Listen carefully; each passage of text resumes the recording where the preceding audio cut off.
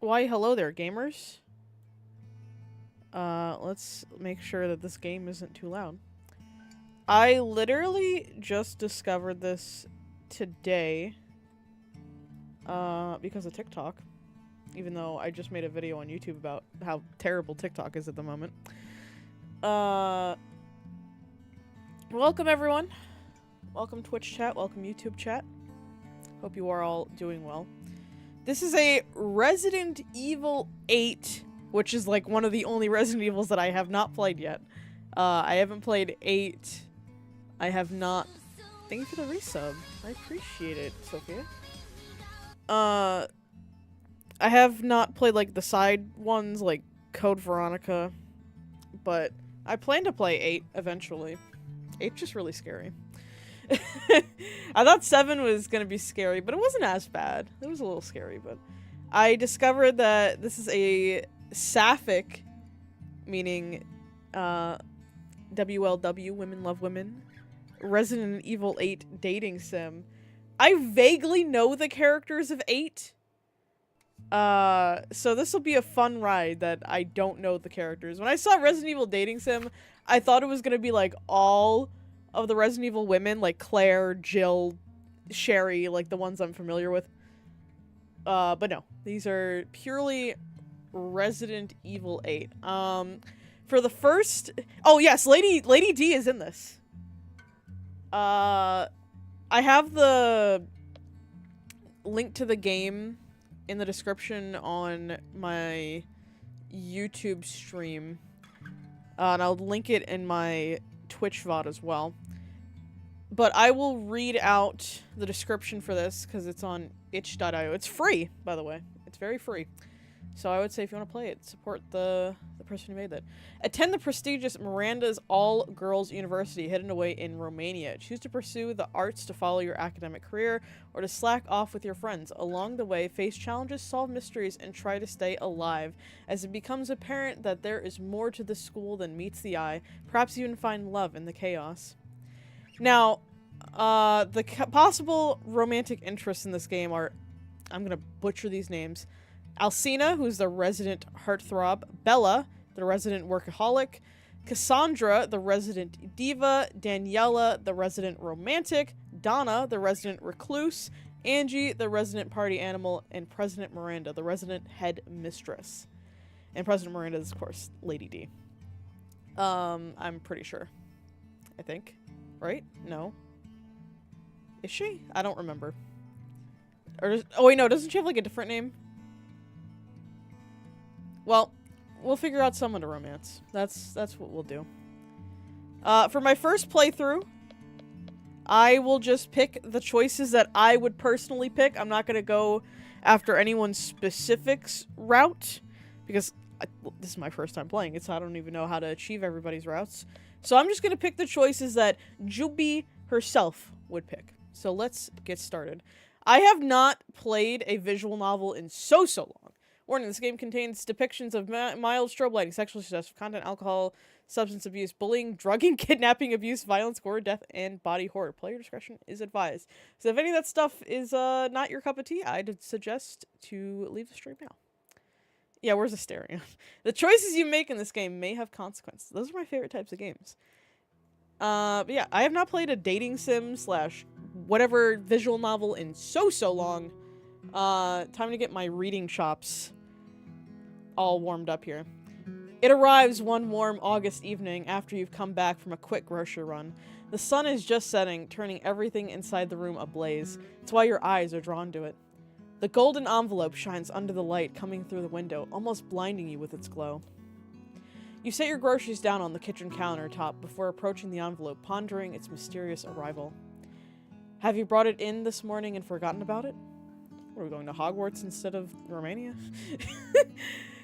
But how could you have missed it? It's too eye-catching. The envelope is gold with the letter M imprinted in the heavy wax seal. Or this is Game of Thrones, maybe. This is some Game of Thrones shit, too. Sam? Gillian? You call out to your 2 roommates, but they're not here. They must still be out at the movies for their date. Oh, we're dating people. Oh, we're the third wheel of I think I accidentally went forward. Is there a go back function? Fuck. Oh well, we're fine. we're in the third wheel situation of roommates? Oh no, we gotta move out. We can't be third wheeling the roommates. This is too awkward of a situation. We can't be doing that. We cannot be doing that. Yeah, we don't need to be third wheeling. Miguel's watching the stream. For those who don't know, Miguel is Benter and Sophia's cat. He's going to be the official stream cat. We need to beg Jason for a Miguel emote. I'd say we tell Jason, please. Perhaps one of them saw the mail, a late delivery of the day, and took it in. The front of the letter contains your name and the address of where it came from. Imagine it just doxes me live on stream. It's like, here's your IP address. Exactly, we need Miguel emotes. Romania? Who could be sending you mail from Romania? You crack open the pretty seal, a bit of a pity you have to, but your curiosity wins out. Inside there seems to be an acceptance letter and a brochure. The acceptance letter is printed on heavy and expensive paper, scented with something floral. You can't place the scent, but it makes your eyes flutter closed momentarily. Oh, here comes my dyslexia coming out. I thought I could be all smooth with reading this, but I don't think that's going to happen. Exactly, I need to make Miguel and the Corgis, the official mascots of the Bad Games Jules channel before my clown debut. It feels familiar, almost like home. You don't know why it feels like that, but you open your eyes and push aside the thought as you skim the letter. Miranda's all-girls university would like to cordially invite you to be an incoming freshman in our school. Your eyes widen as you take in the contents of the letter and their implication. The school wants to offer you not only a position in their international school program, yeah, come run a school in Romania, international students program, but also a fully paid scholarship. This has to be a dream. What school would do that? You aren't even a traditional freshman. You had graduated high school and decided to take a gap year. Oh, take gap years? Damn, we are just delaying our education. I thought, oh, maybe one gap year. No, we're deciding gap years. Me as hell. Oh, I took a gap semester in my education, kind of. Not really, sort of. So, relatable, but gap years? Damn, girl. You had graduated high school and decided to take gap years before going to college. You wanted to travel the world, make some money, and take a break from education. Yeah, no. No way you're traveling the world and making money at the same time. That is virtually impossible. Traveling is expensive. Do we have a side hustle going on? We have to be running some illegal schemes here if we're making money and traveling. Like, are we an influencer? That would make sense if we're an influencer. Once you felt ready to go back to learning, you had sent out applications to schools, but none had offered you a good package. Good package? Now it's... What, they're offering me deals to go to these schools? Oh, I don't know. This school isn't giving me a 401k. This school isn't offering me a good enough scholarship. So why is this university offering you so much? How do they know about you?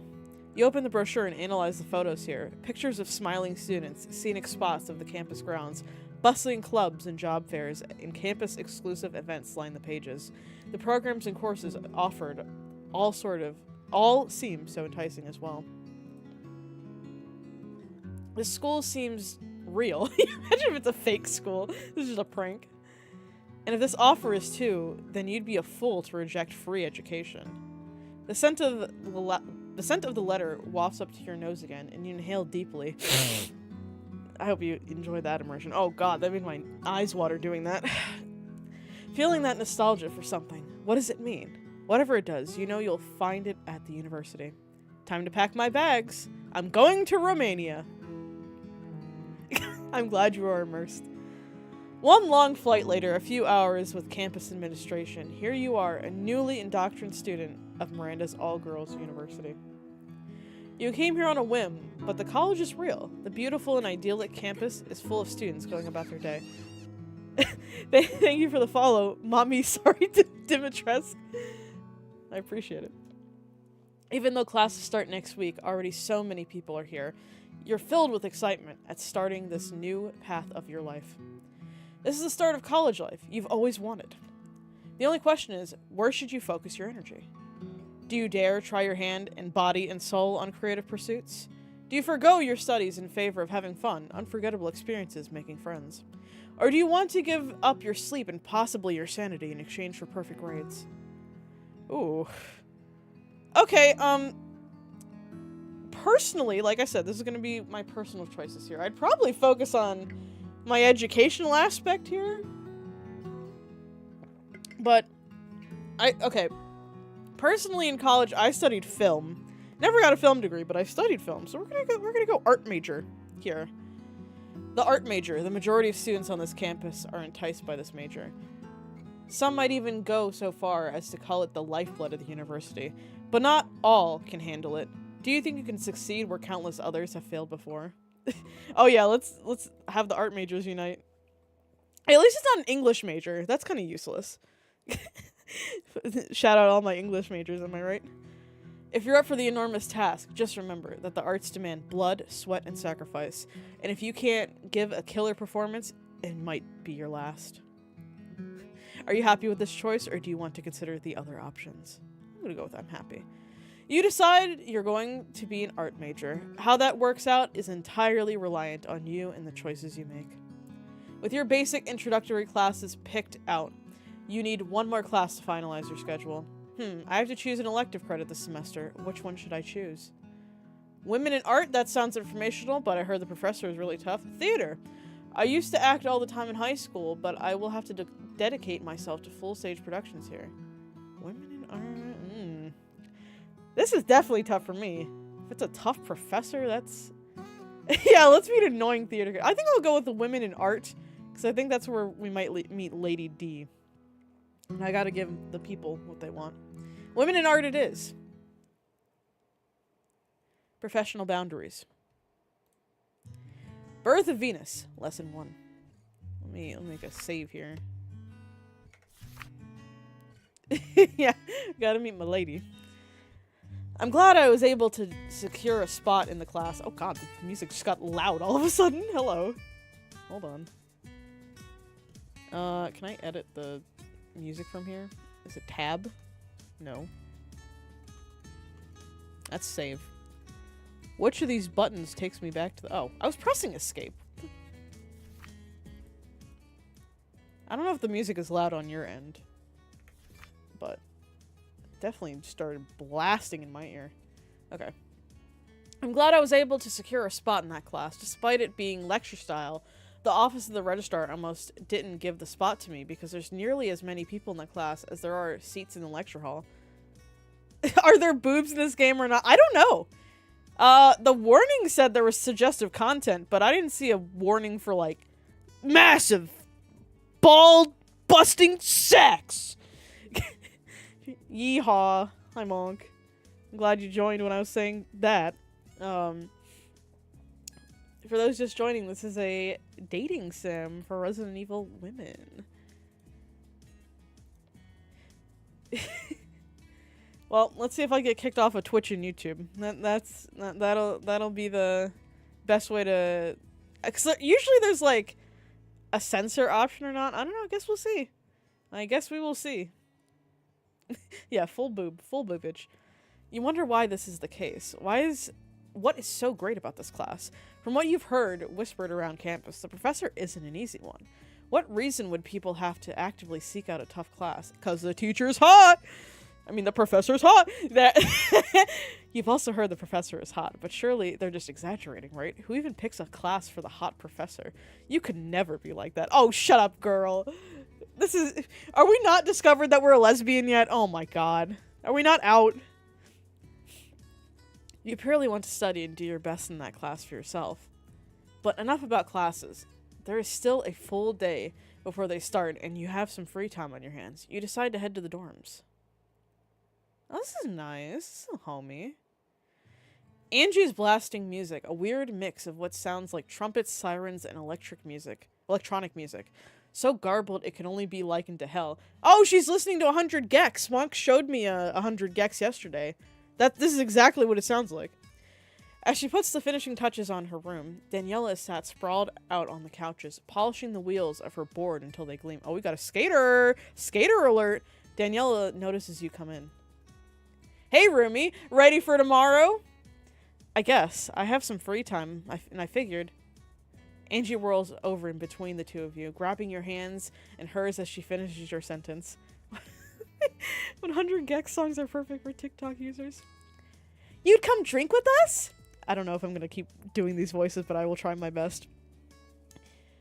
She blasts her megawatt smile at you, and you squint your eyes against the brightness of it, and at her absurd statement. What? Drinking at the local town bar for good luck?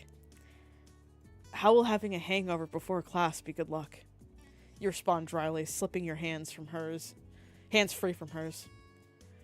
Going out for a drink doesn't sound like a bad idea. We could do a toast to us being roommates and to starting a new school year.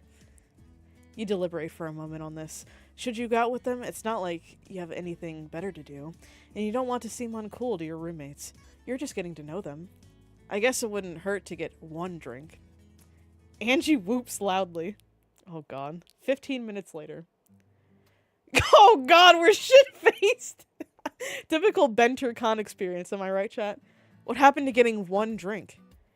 You can't help from asking as Angie sits in front of you at the table, slamming back another entire mug of beer. She finishes it, burps loud enough to wake the dead, and then tosses the empty mug over her shoulder where it shatters on the floor. Jesus Christ! I ain't going to have a singular drink. You watch, unimpressed at her deductive actions. Never agreed to just one. She hiccups, her words are slurring together. You glance over at Daniela, hoping for some support, but there is none to be found here. Daniela is swaying in her seat, singing "Kumbaya, my lord!" to her mug before raising it to her lips and drinking half of the beer in one go. Your own beer sits 3/4 full in front of you. Oh god, I wanted to talk about the Roadhog rework. Is the rework in the room with us? What rework? Yeah, rework. Rework my ass.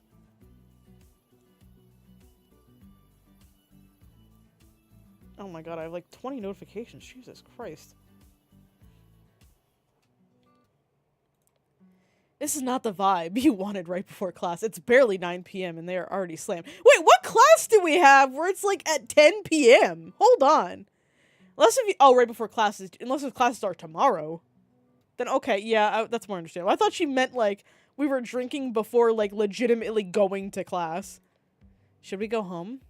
Don't be a party pooper. Angie presses a finger to your mouth before you can open it to argue the benefits of going home. Then she raises her hand and loudly calls out for the bartender to come bring more drinks.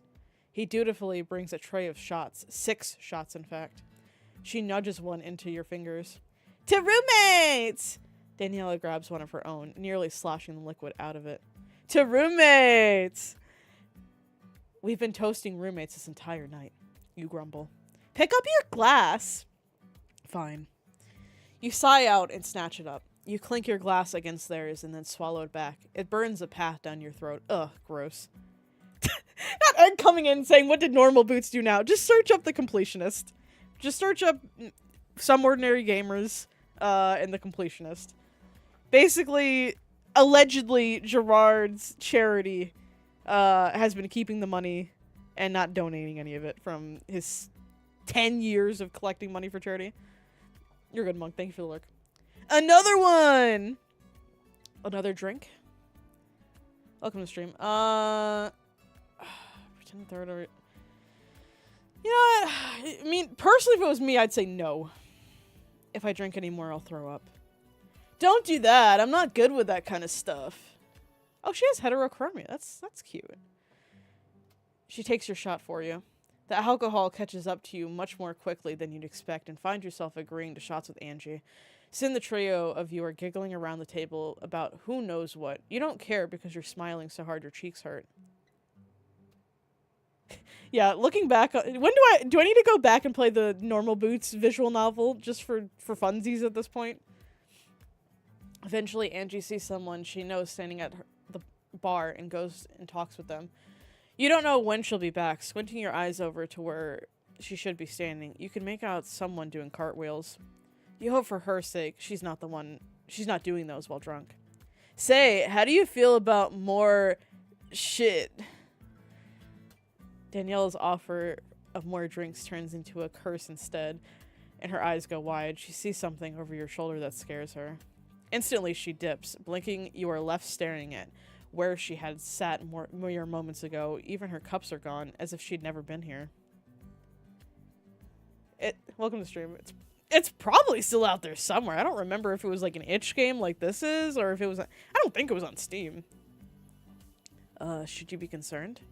You turned around to see what had her so scared and craned your neck up and up high. Up and up even higher to fully take in the sight before you.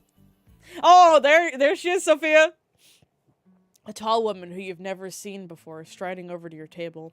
She's wearing a coat with fur on the collar and does nothing to hide her curves or the swell of her chest. A black hat sits jaunty on her head. The night dark curls of her hair frame her face just right. I did not mean to just snort. I thought I was muted. I am so sorry. That was gross. Just flew up and died. Oh, I'm just congested. Eesh. Why is that bartender just staring at me like this, though? As she nears you, you have to crane your head back more and more just to keep staring at her beautiful face, except you overextend yourself. She only manages to open her mouth before you lean too far back in your chair with a complete lack of coordination in your body due to the alcohol. Manage to slip out of your seat and hit the back of your head on the edge of the tabletop before you flop into the dirty floor. Damn, I just got a concussion, bro. Embarrassingly, this is enough to knock you out. Yeah, no shit, I would probably have a concussion. You wake up, groaning quietly to yourself. Your head throbs in the back from where you had hit it, and it throbs in the front from all the drinking. Great. Just great. And to top matters off, you have no idea where you are. Certainly not the dorms. The bed you are lying in is way too big and fancy to belong to a college dorm room. Have you been kidnapped? Panic courses through your veins, and you jump out of bed. You regret doing that because a second later your head feels like it's going to split in two. You grab at it and hold onto the bedpost to steady yourself. When you feel alright to move again, you take a look at the room. Yep, clearly not a dorm room. The furniture here looks antique, and the vases and paintings on the wall look like they cost thousands. Best be careful not to step into any of them by accident. Oh god. Just start bumping into the windows and accidentally fall out of this one right here. You reach the door and turn the knob, only to find yourself in an even more expensive looking hallway. You recognize half the paintings from your art history books. Are they all originals? Where the hell are you? A low voice, dripping with sultry tones, speaks up behind you. I see you're awake. You took quite a nasty hit. I know, this is the voice acting experience that you guys have all been praying for. You turn around and crane your head up and up and up. The one from last night, what the hell is she doing here? Fret not, little one. I could not leave you in that hovel of an establishment. Mysterious hot tall lady. Love it. I had my personal doctor pay you a visit to make sure you'll be well.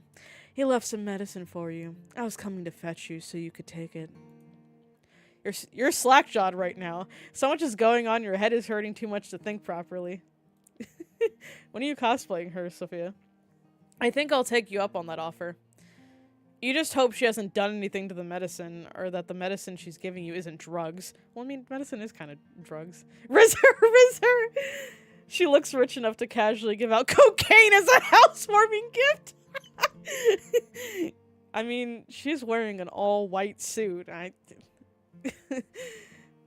You follow behind her, accidentally becoming mesmerized in the way her hips sway in front of you. Oh, we're so gay. We're so down bad.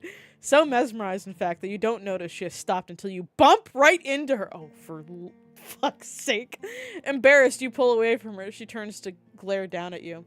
Sorry. You squeak out, raising your hands above your head to prove you weren't trying to do that on purpose. You stare at her ass. You'd slap your cheeks to get a hold of yourself, but that would only make your head hurt more. You instead follow behind her, keeping a bigger distance this time. She leads you through the winding hallways of this place and down the stairs to a fancy-looking kitchen. The only modern room is in the mansion. Notice the bulge? What is this? No. It is outfitted with the latest technology. We have technology!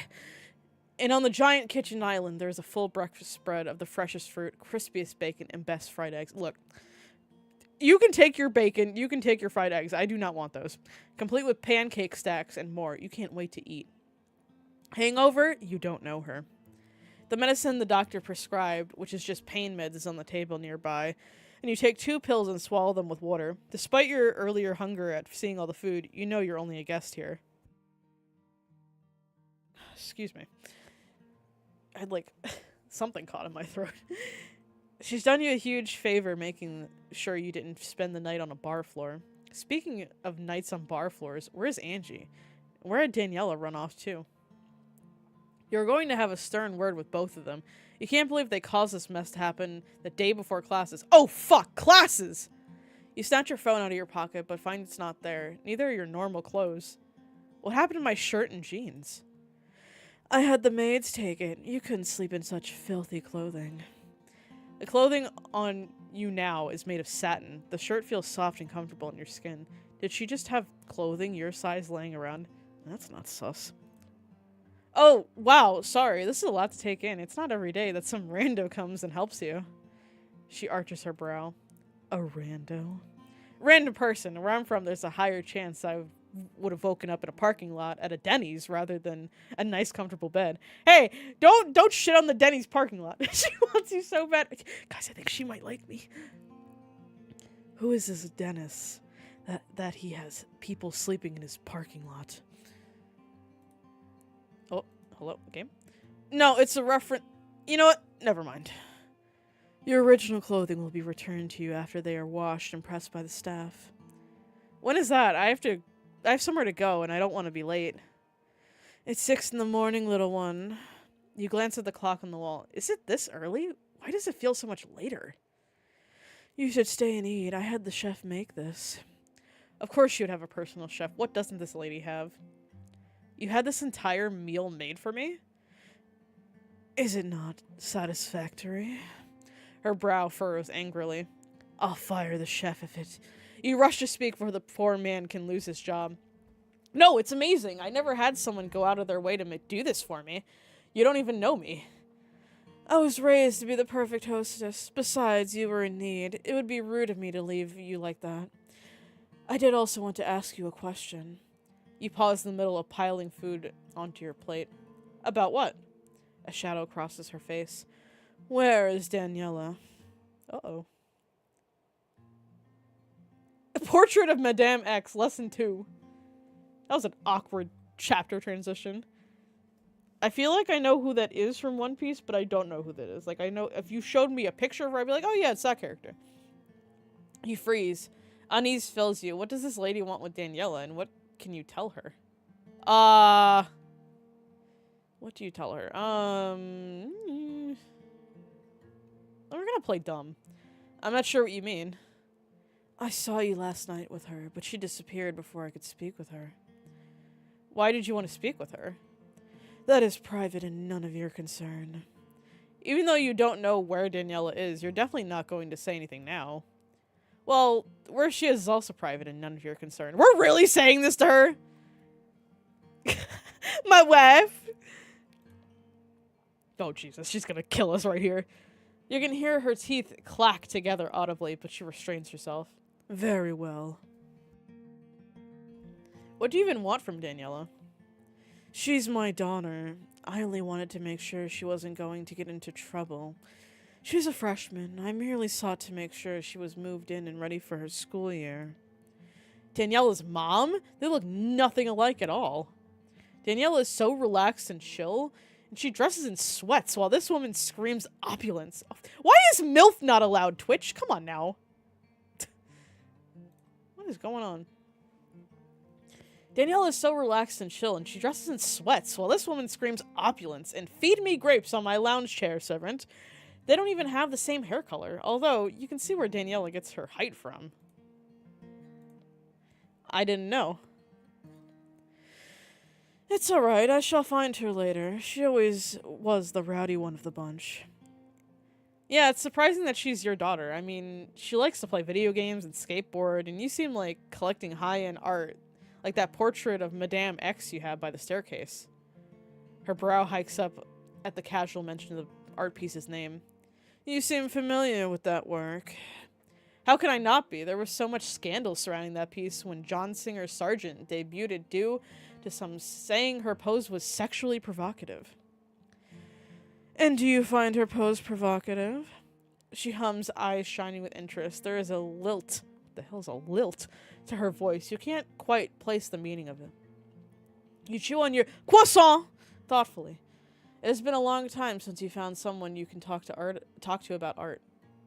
You have got to be risen me right now. Yes, you had friends who were artists, but they were more interested in creating art and hopping on the newest trends rather than studying the classics or painters of old. There was historical meaning in specific artistic techniques that could be learned from older artworks. There were pieces surrounded in drama, artists whose lives were plagued by horrible events, censorship of pieces that had already been painted. It was also intriguing. Not at all. I find her pose powerful, inviting, and mean to intrigue. Danielle's mom smiles. I see you have an eye for women. Oh god, her gaydar's going off. I'm an artist. I have to appreciate the form. If I don't, how can I create anything? No, dear, that's not what I meant. Come with me. I'd like to get your opinion on another painting I have. An original, just like the Madame X one. Naturally, I would never settle for replicas. You snag a muffin. Jesus Christ, how much food am I taking? You snag a muffin to take with you and follow Daniela's mom deeper into the house. What was meant to be a brief showing of one artwork turns into showing you another piece and another. This is a whole museum tour, bro. And she has so much to say about each piece. She is extremely knowledgeable about each topic, and you even learned a few things about her from the pieces. Your enthusiasm and questions endear you to her. First, she makes a comment at the end of your 1 hour tour. 1 hour? My god! I must say, you are adorable. Your eyes bulge at this. She thinks you're cute? Next to her statuesque figure, you don't feel like you could compare to her in any way, much less cute. What can you even say to this? Should you compliment her back? But telling her she is beautiful doesn't seem very flattering. Surely she must know this and have thousands of people telling her this. Yet thanking her for the compliment is a bit too dry. Your heart is pounding in your chest. Oh god, look at this gay panic in real time. She's like, okay, but if I compliment her, this could happen, and oh, what do I do? Boing! My eyes are popping. What should you say? She's looking at you. And even though only a few seconds have passed since her uttering that phrase, you feel like it's been too long. Think, you scold yourself, panicking. You decide you want to tell her how you've enjoyed your stay at the mansion, despite the fact she kind of kidnapped you and brought you here, when she speaks again. I made the right choice picking up the bar's stray. Oh god. Did she just call you a stray? Stray? I'll be anything you want, Mamacita! A roach, a piece of gum, the stone under your heel, just name it. Oh my god. You know, we're gonna go with the second choice for funsies. You ramble on, and Danielle's mom's awkward sounding cough stops you before you can embarrass yourself anymore. Duly noted, my dear. Maybe keep it to yourself. It was just a joke. It's joke! You try to play it off, but it seems like she's not convinced. Somewhere the grandfather clock rings, and you're alerted to the fact that so much time has already passed. I have to go. I don't want to be late for my first class of the semester. Fret not, I'll have my chauffeur drive you. That is a relief. You won't have to worry about public transport.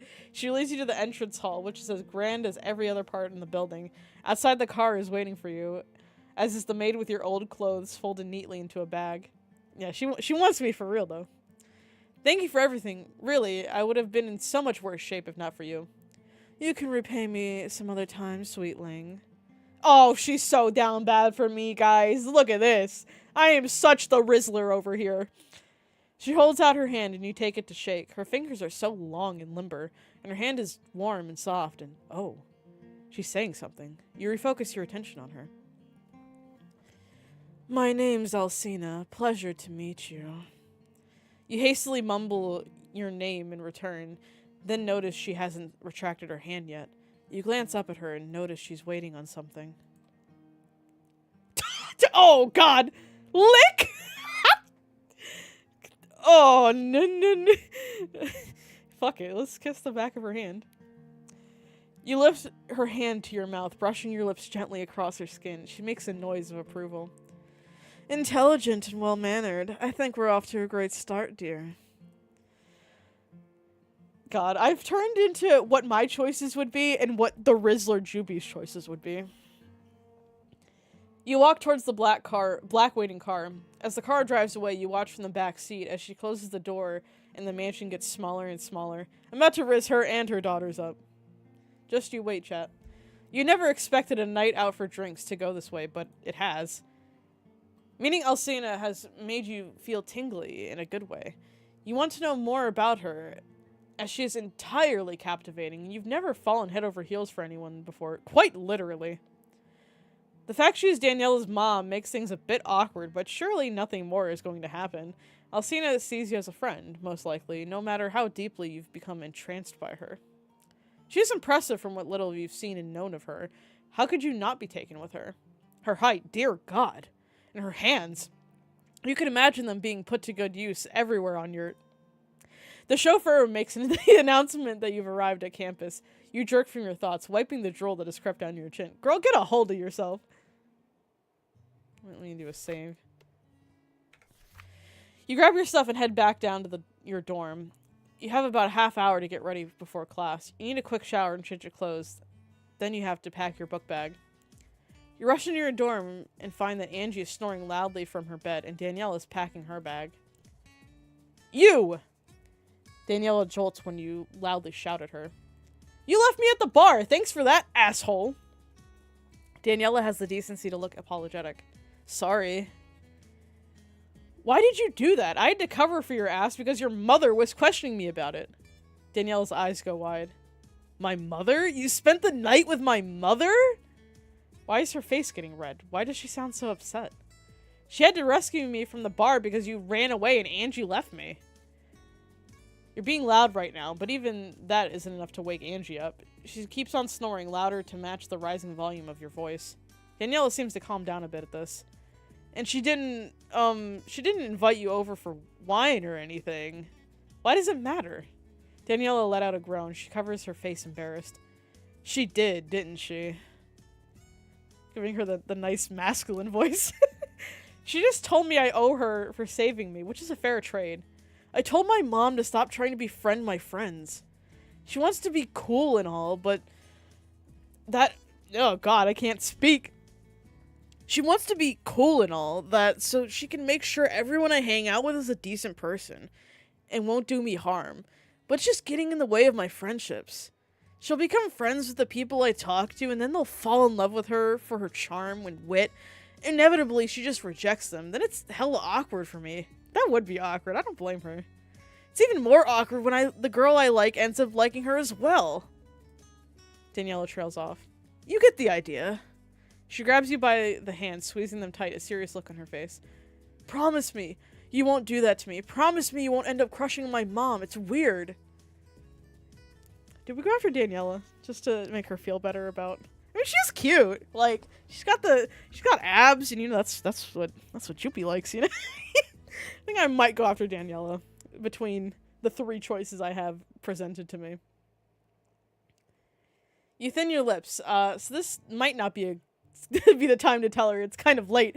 In fact, you don't think you'll ever tell her it's too late. Then again, you don't plan on having anything happen between the two of you. Alcina just wants to keep an eye on her daughter through you, and you want to keep an eye on her enormous chest assets. Of course. You lie through your teeth. Daniela still seems immensely worried, but let's go. It's why I ran out of the bar. I didn't want my mom seeing me there. She's been breathing down my neck about college, and it feels like I have no room to do what I want. I have to go to class now. Daniela waves goodbye to you. You hop into the shower and wash up as quickly as you can. That conversation with Daniela took so long that even with the shower being cut short, with you running across campus, you're still 5 minutes late to class. Oh, we got the hydro flask. Let's go, boys. You stumble into class, almost tripping over your feet. You barely manage to save yourself from face planting into the floor. Oh, okay, I'm guessing. Okay, I was like, who is this before I decided a voice? I see someone has 2 left feet. Did they prevent you from getting to my class on time? Your brain recognizes that voice as you direct your eyes to where the board is. The truth of the matter is only compounded. The woman who rescued from the bar is your woman and art professor, Alcina Dimitrescu. Self-portrait as the allegory of painting, lesson 3. Am I already locked into the Lady D route? I'm kind of interested to see. I don't know how many chapters are in this. Either. Alcina looks as well put together as she did this morning, which feels like it had occurred over a century ago. Her hair is coiffed perfectly at chin level, a few strands swooping over her right eye. She's everywhere, incredible. You stare dumbly at her. If she recognizes you or is horrified by the situation, you can read on it on her face. You can't read on her face. Well, are you going to stand there all day with your mouth open, catching flies, or are you going to take a seat and stop distracting my class? There's a scatter of laughter coming from the 200 plus students already seated. You shrink in embarrassment. I went to a small college. We had maybe 30 people in a classroom at a time. I never went to a big college where it was, like, legitimate lecture halls. Like, I had class sizes of, like, 10 sometimes at my school.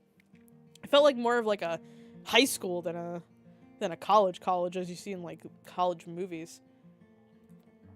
Alcina turns to them, annoyance in her gaze. What are you all laughing about?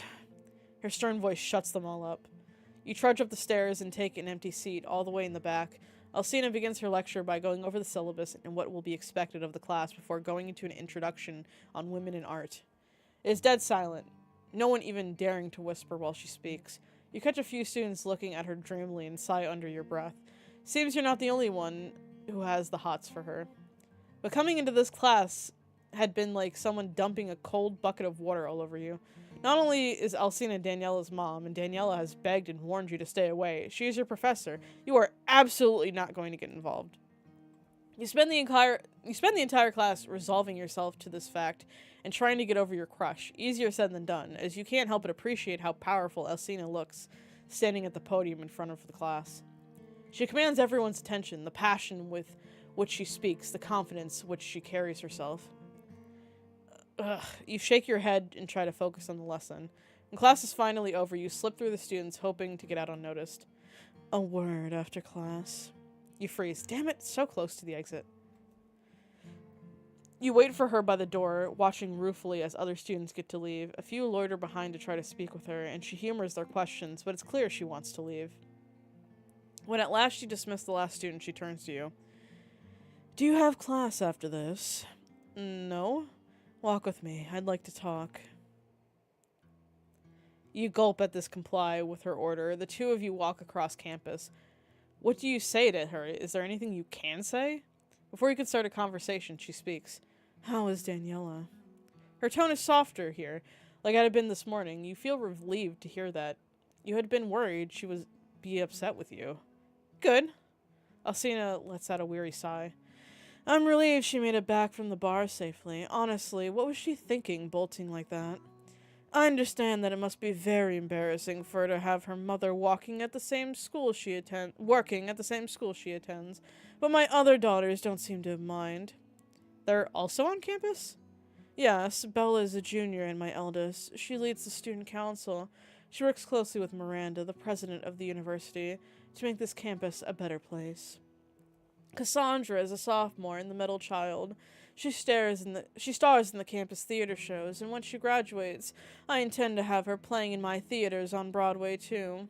You gasp at this fact, though it shouldn't surprise you by now. You own theaters?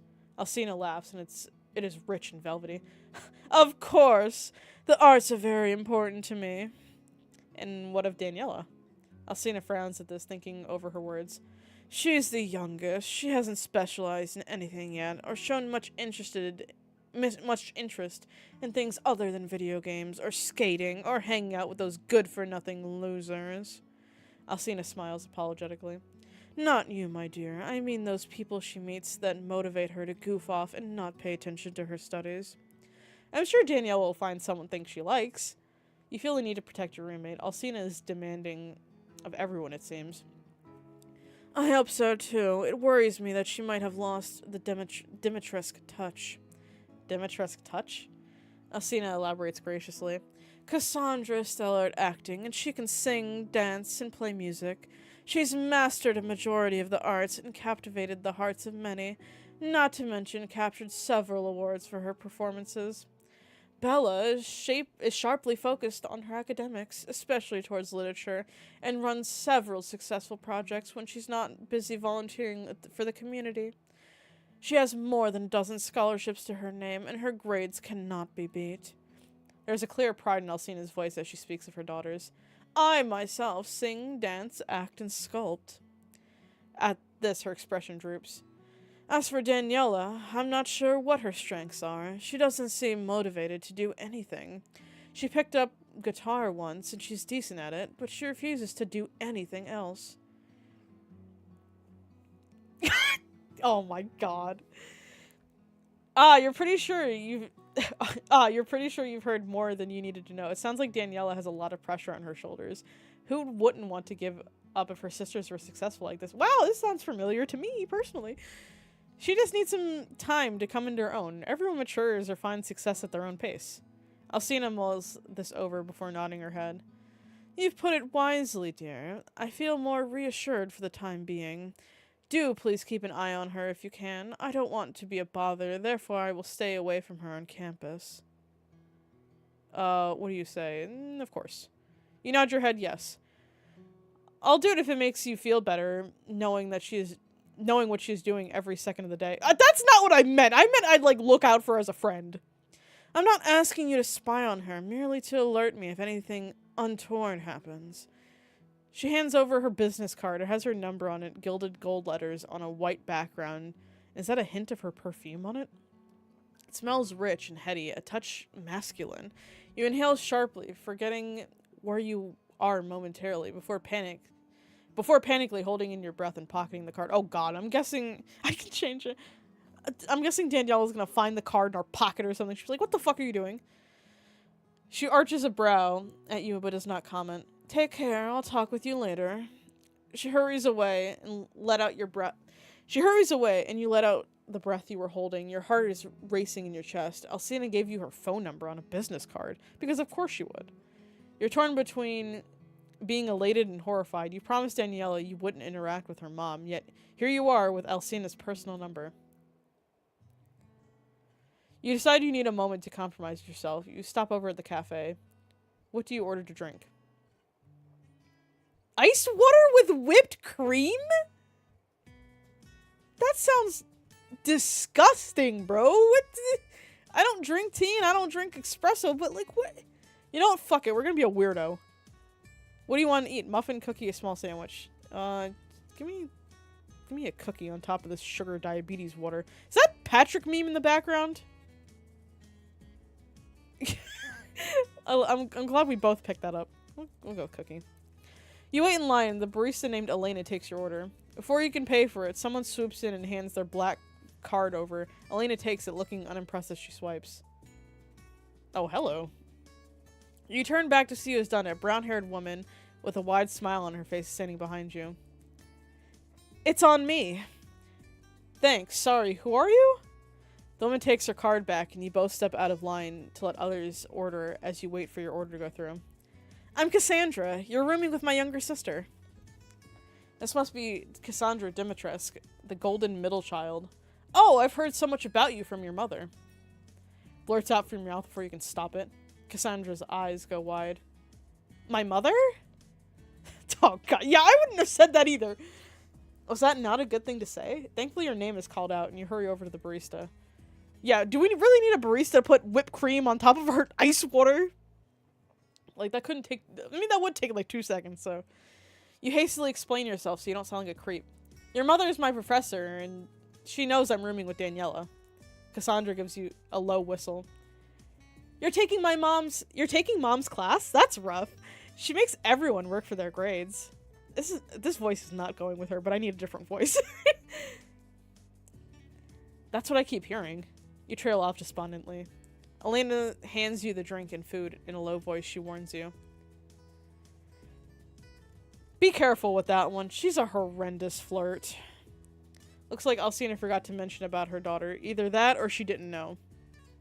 You thank Elena for the food, and Cassandra follows you out of the cafe. You know, Cassandra's kind of hot, too. Why is she following you? Can I help you? You arch your brow at her in question, and she smiles warmly at you. Just trying to get to know you better. You are my sister's roommate after all, and I'm coming over later for game night tonight, too. Cassandra seems a little crazy. Perhaps. Look at the hearts, dude. Game night. This is the first you've heard of that. I was hoping you would be more relaxed than Angie's. She once tried to bite my fingers off, and not in the way I like. Angie a little kinky, huh? She winks at you. Is she trying to hit on you already? No wonder Angie's teeth came out to play. Can we talk later? I have an evening class I need to get to. Cassandra waves goodbye to you. See you later then. I don't know. Maybe we should start. There's another Patrick. Patrick. How many Patricks are in this game, bro? You manage to sit through the other 2 classes of your day with no issues before you head out to the dining hall to eat.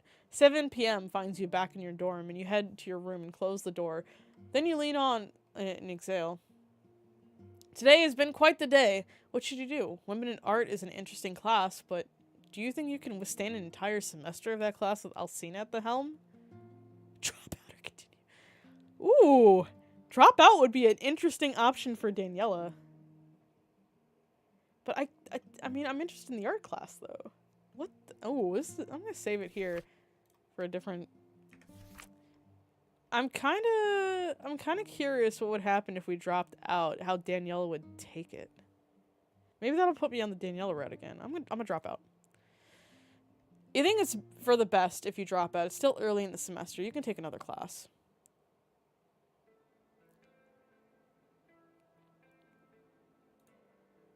Oh? What? That's it? Okay, hold on. Well, let me go back to the other one then. Continue. Good thing I saved there. Bro. Damn, what an ending. No, of course you won't drop out. Yeah, pranked. You're not going to give up that easily. So what if your new professor is someone you're kind of crushing on, but who is also your roommate's mom? Where could things go wrong? Olympia, lesson 4. The game night you were not aware of starts at 9 p.m. Snacks, drinks, and games are all set up. Ooh, who's this on the right? This game has a lot of hot women, I must say. Doesn't help that I'm very congested and my throat is feeling weird. This is what happens when I'm around hot women, I guess. Each person bring their own. Angie is mixing drinks and Daniela is setting up the right music for this evening. This leaves you with Cassandra and Bella standing around, waiting for Daniela and Angie to rejoin. Daniela's 2 older sisters are intimidating. I like intimidating. Cassandra is a good head taller than you, but her sister towers over you and her both. Cassandra seems to have this natural magnetism around her, her relaxed posture oozing with confidence. Bella stands up more upright, back held ramrod straight, and dour expression on her statuesque face. In comparison, Daniela is a golden retriever in human form, cute, cuddly, and harmless. Cassandra keeps giving you flirty little smiles while Bella glares at you the entire time you stutter through a conversation with them. So, how's school so far? Not challenging enough. Okay then. I'm excited to meet all the lovely students that have come to campus. Cassandra winks again at you, and you feel your cheeks flush uncomfortably. Uncomfortably. I'm very comfortable with my cheeks being flushed. Bella scowls at Cassandra. Must you do that? It makes my stomach turn. Cassandra pulls a face as she mocks her sister. Sorry that not all of us can be heartless bitches. Jesus Christ. Bella grits her teeth. This seems to be a point that sets her off greatly. If you want to make it a goal to pick up every last STD known to the human race, go ahead. Oh, I'm risen up every character in this game. You bet your ass. Oops. I was trying to press the continue button, not change my DPI in my mouse. Now Cassandra looks similarly incised. She opens her mouth to respond, but Daniela has finished setting up the music and sidles up to you. Rumi! These are my older sisters. Cassandra, who's the campus theater star, and Bella, who runs the student council. You already know that about them from Daniela's mom, but you won't mention that you've talked with Alcina again. You don't want to worry Daniela. It's nice to meet them. Drinks are ready! Angie announces from the kitchenette, and you gratefully hurry over. The concoction she's made smells and tastes great, and you gulp down a few sips. Angie scowls when she has to hand hers over to Cassandra. I'm keeping my eyes on you. I know it'll be hard to take them off me. Oh, Jesus Christ. She smiles at Angie, and Angie scowls harder. You sense a history between these two. What had happened last time they interacted? The sisters head over to the couch and start debating over what game they should play first. You stay behind the counter to check up on Angie. Hey, are you alright? I'm fine. Do you press her? Oh, I'm gonna leave the conversation alone. Okay. You and Angie head over to the table to join the game of Uno. Uno! Hold on. If I need to play the... I will play my own channel points for this. Oh god, it's tripling! Okay. I didn't think it would triple. I'm gonna just let that play while I get a sip of water.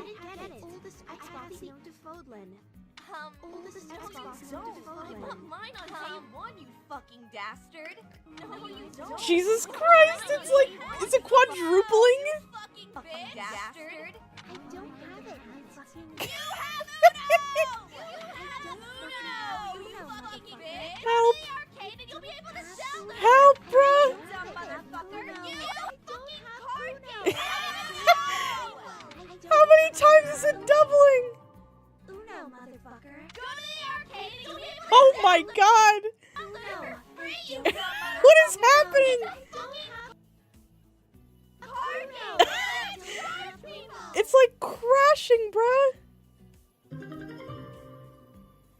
I don't even know what happened there. Okay, back to the game, sorry. The game night goes on for a bit. You cycle through several games, laughing and screaming and having a good time. The drinks get drunk, and by the end, your head feels light, and you have a goofy smile plastered on your face. Even stoic Bella seems to have loosened up a bit, though she has refused to drink a drop of alcohol the entire night. I'll take her back. Bella stands up, holding onto Cassandra, who is red-cheeked and grinning widely. If I don't, she might accidentally fall into someone's bed and cause more heartbreak in the morning. No, I won't, silly. I have my own bed. She slurs her words and pokes Bella in the cheek affectionately. You might not, but let's not forget about the dozens of fans you have, or all of your ex-girlfriends, or those awful stands that creep around campus searching for you. They might see this as a chance to get some blackmail on you. Cassandra grins. You do care about me, sissy. Yeah, BTS stands. Call me that again, and I will revoke your credit card privileges. Bella bids the three of you goodnight and heads out with Cassandra. You help Danielle and Angie clean up the apartment. When all is done, you head to bed, but you don't go to sleep yet. It's now 12 a.m. and a bit tipsy from game night. You pull out the business card Alcina gave you. You glance at the number before carefully inputting the numbers into your phone. What do you call on your phone? What the Is this seriously? Okay. What the hell, bruh? I'm just putting Professor Alcina. Yes, Professor Alcina, because she is your professor, and you will be fucking professional, damn it. You stare at her contact on your phone, and stupidly decide to text her. Oh, Jesus. I'm gonna keep this professional. Thank you for giving me your number. As soon as you send the text, you bury your face into your pillow. Why had you done that? It was too late to text anyone. Even if you wanted to, you shouldn't be doing this drunk. Just as you're thinking of a way to apologize to text to her for doing this, you hear a ping. Boo! Negative ring! You up. Don't worry, I'll play more routes of this. This won't be my only playthrough of this. Oh my god. And Benter, if you want to play the game, it is free. Your head rockets up and you stare at your phone in your hand. You didn't expect her to text back. It's late and it's a school night. She seems the type to go to bed early with a full face mask on and curlers in her hair while falling asleep on her expensive sheets while listening to her white noise machine. Yet, a text message from her stares right back in the face. You're welcome, dear. It's quite late. Make sure you get some rest before tomorrow's class. Oh, okay. You toss your phone under the nightstand and decide to get some sleep. The rest of this week passes amiably. You attend class, trying not to drool over your women in art professor, and join a few clubs to make some new friends. You end up joining an art club, and one of your newer projects includes painting a mural for the school. Brainstorming ideas for it takes some time, but eventually the club settles on an idea. What idea is that? Funny and silly, provocative and powerful, and meaningful and powerful. Let's do fun and silly. Why not? You decide to draw the confused lady with the triangle meme caption college students trying to figure out what their next test grade needs to be to raise their average from a 55 to a 90. The project will take several days to come together. You've been nominated to be the artist in charge of the mural, and along with a few other members, and begin the laborious process of taking the sketches of the mural and making them into a real piece. A few students stop and stare as you complete the piece, cheering you and the club on. You barely pay them any mind, nodding at them quickly to acknowledge them before moving on. You want to get this done before it rains on the weekend. You're so focused, you don't know who is approaching you from behind until her sultry voice comments on your... Oh, Jesus Christ. That's an interesting mural you're working on. She startles you so badly you almost faceplant into said mural and ruin all the hard work. You hastily rise to your feet, praying that your face is not blushing right now. Thanks, but it's not all my work. The club's all working on it together. I only see you here today. I figured I'd add some extra touches to it since I had the time. Normally the art club works on this together. You're a real go-getter and a perfectionist. She hums thoughtfully. You flush at her praise. I wasn't aware that you were quite the artiste. I like to draw from time to time. It's more of a hobby than anything else. Do you happen to have an art portfolio? I have some art I brought with me, but it's not a portfolio. That will do. May I see it? She wants to see your art, but why? It's in my room. I'll have to go fetch it. Can you do this today? I'll be in my office waiting if so. You nod your head. Sure, is there any reason why you'd like to see my art? We'll discuss this in my office. With that, she leaves you behind. You clean up your art supplies and dash back to the dorms. You can't let her down. You have to bring her your best art samples. You rifle through the mess under your bed and pull out some pieces you're proud of. Then you rush back to meet with Alcina in her office. Mona Lisa, Lesson 5. You knock on the door to Alcina's office before stepping inside. The room is dark, the curtains drawn, the only light source coming from an old lamp on the desk. Look at this mug, bro. The walls are lined with bookshelves crammed with old and new tomes and various knickknacks like animal figurines or trees made of amber. The office smells lovely thanks to the incense that plumes up from the corner of the room. Professor Alcina sets down the paper she'd been reading, takes off her cat-shaped glasses that rest on a chain against her chest. She has glasses? This woman is giving you more and more reasons to fall for her. You quickly try to compose yourself and sit down in the chair in front of her. Nervously, you clear your throat. You wanted to see me, Professor? Oh, shit. Why does it sound like I want to start every bad My dear, I'd like to see your art. I have reason to believe you are a diamond in the rough. Brilliant on your own terms, but need a guiding hand to shape you up. You try not to look at her hands at this. Try not to imagine how her hands might guide you to reach new heights of Before you can fall into more degenerative thinking, you hand over the pieces. All watercolor works. You find that is your favorite medium and one you have best explored. Alcina puts her glasses back up and scrunches her nose as she contemplates your art pieces from every which angle. Your hands are sweating and you discreetly wipe them on your pants leg. Why does this feel so nerve-wracking? At last, after Alcina has observed every piece meticulously, she sets them all down. Marvelous work, my dear. I'd like to extend a special invitation to you. That sends an electric bolt through your heart. Well, what sort of special invitation? I have a very keen eye for art, and I've been gathering students who are similarly talented to one another, and providing them with the resources to paint and create whatever it is their heart's desires. God. Their art then gets displayed in various high-end gallery shows across the world. Does that entice you, my dear?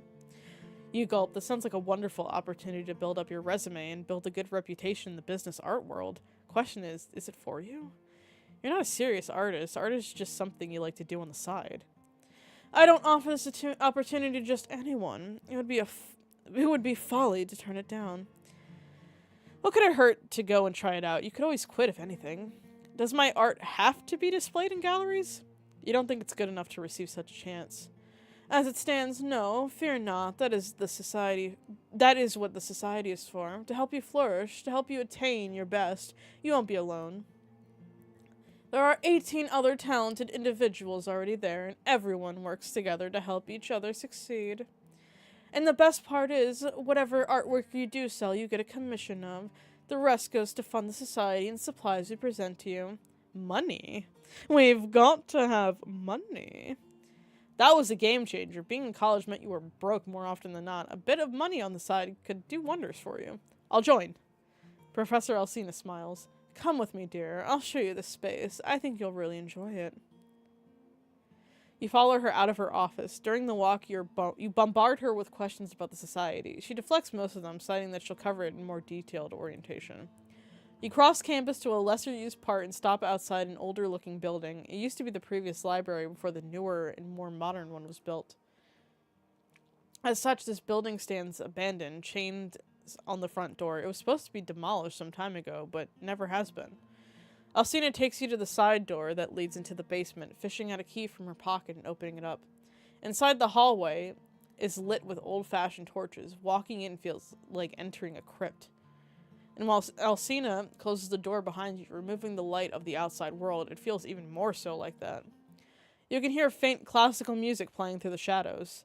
Alcina leads the way, and you follow. The closer you get, the louder the music becomes.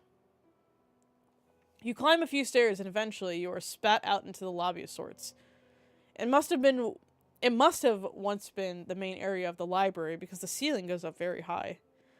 The lobby was gutted and replaced by a comfortable lounge area in one part of the room. All brown leather sofas with blankets and coffee tables. There is one coffee machine on a table that chugs along, scenting the air with freshly brewed coffee. The other half of the room has workstations set up, mostly easels with comfortable stools in front of them.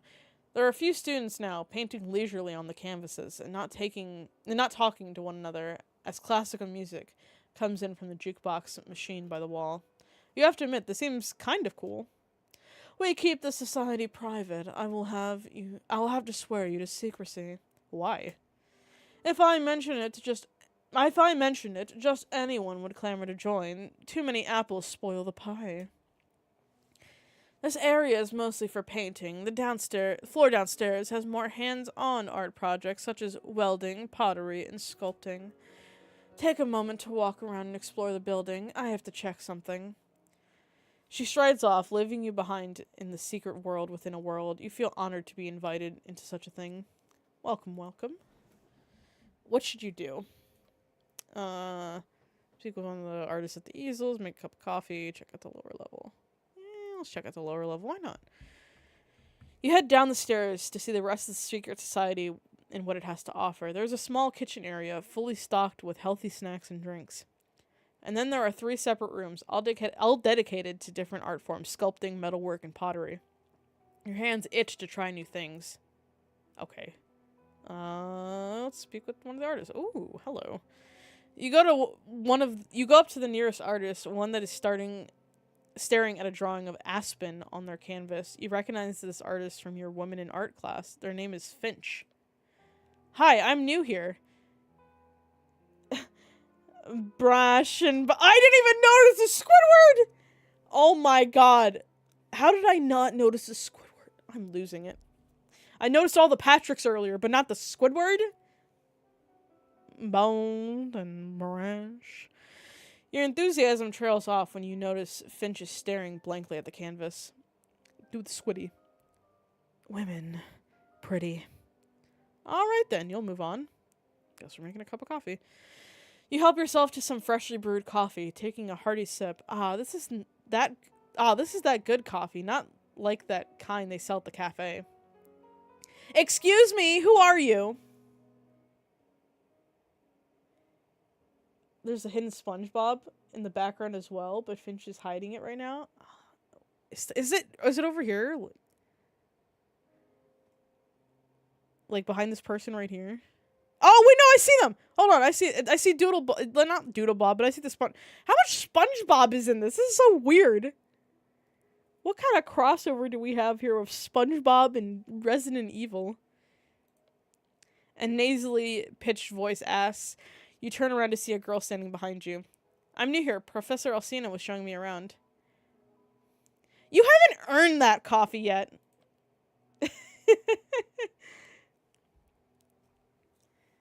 I do like all the cute little references though, especially like the meme. What crack is this bitch smoking? All right, this is the best line in the game. This one right here, best line in the game. Who are you to decide that? I'm Ioana, the star artist of Alcina's Umbrella Society.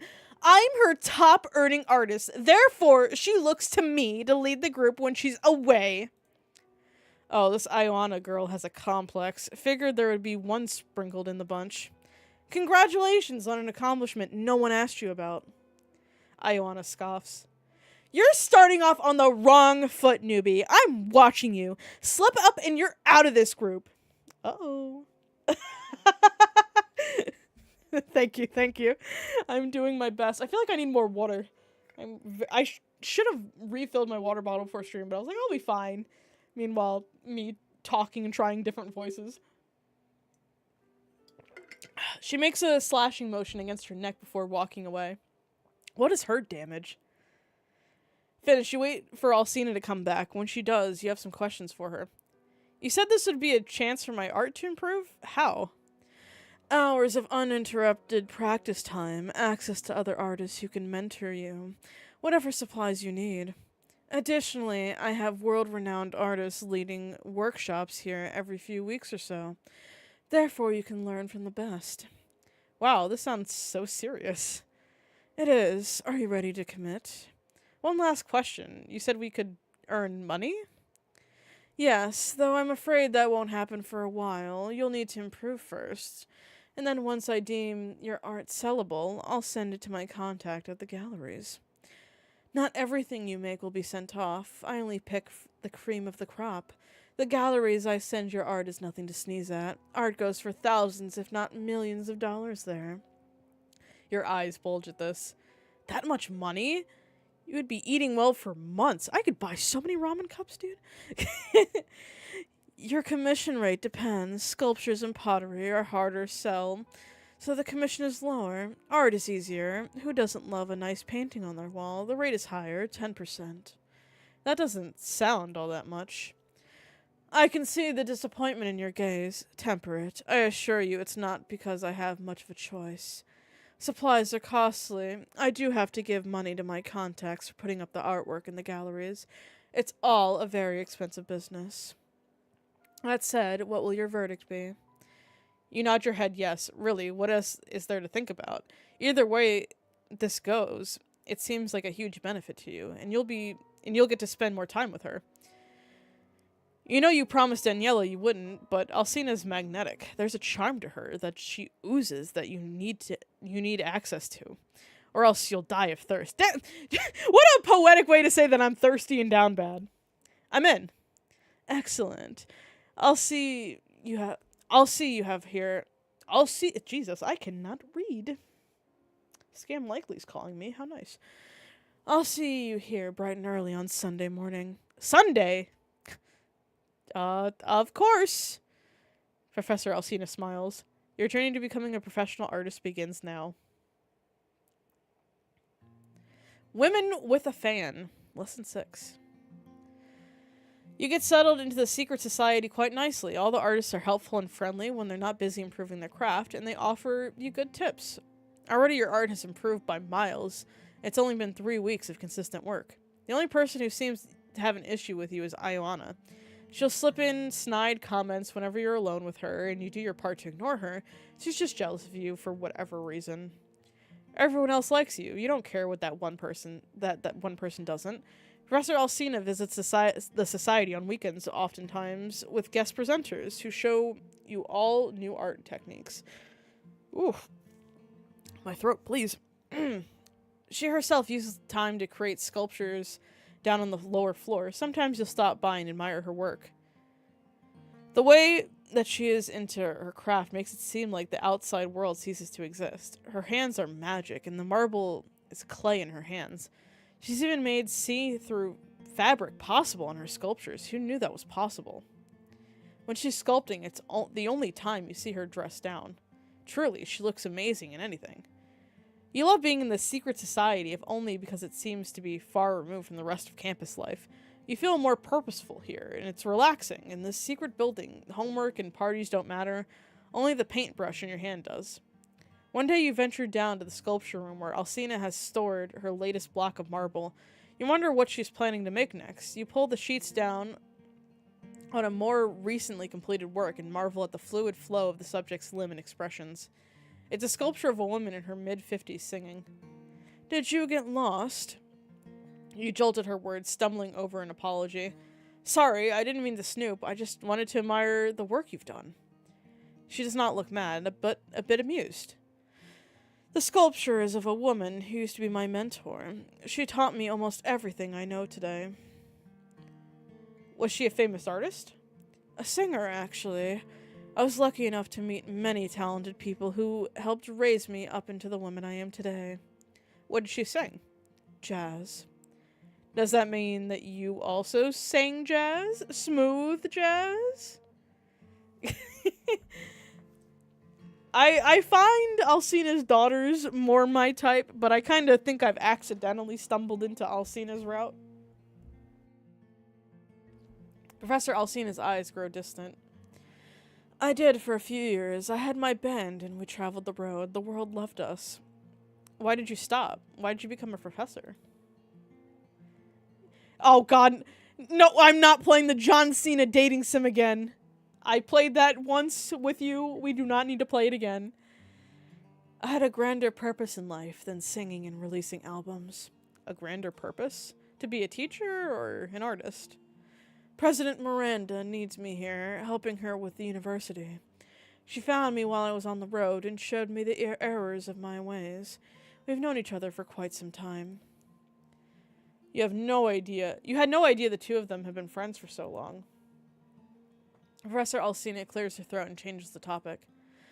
"I have many sculptures. I have 3 at home that I've made of my daughters. You'll have to show them to me sometime." She gives a teasing smile. "Perhaps when you're not drunk or hangover."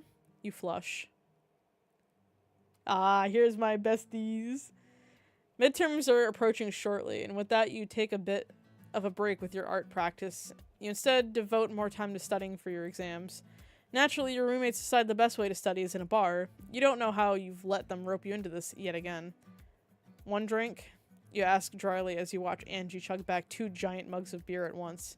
She ignores you, and so does Daniela as she cheers Angie on. The entire bar is watching Angie drink and cheering for her too. "The squad! Woo-woo! Why do I always allow myself to be fooled by the 1 drink line?" You instead complain to yourself.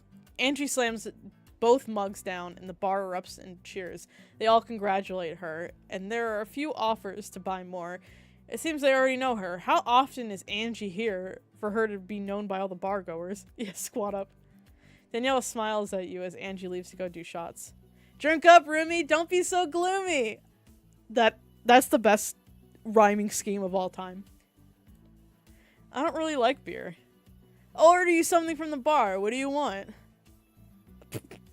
Personally, I drink water because I don't drink. But, let's be fun, I guess.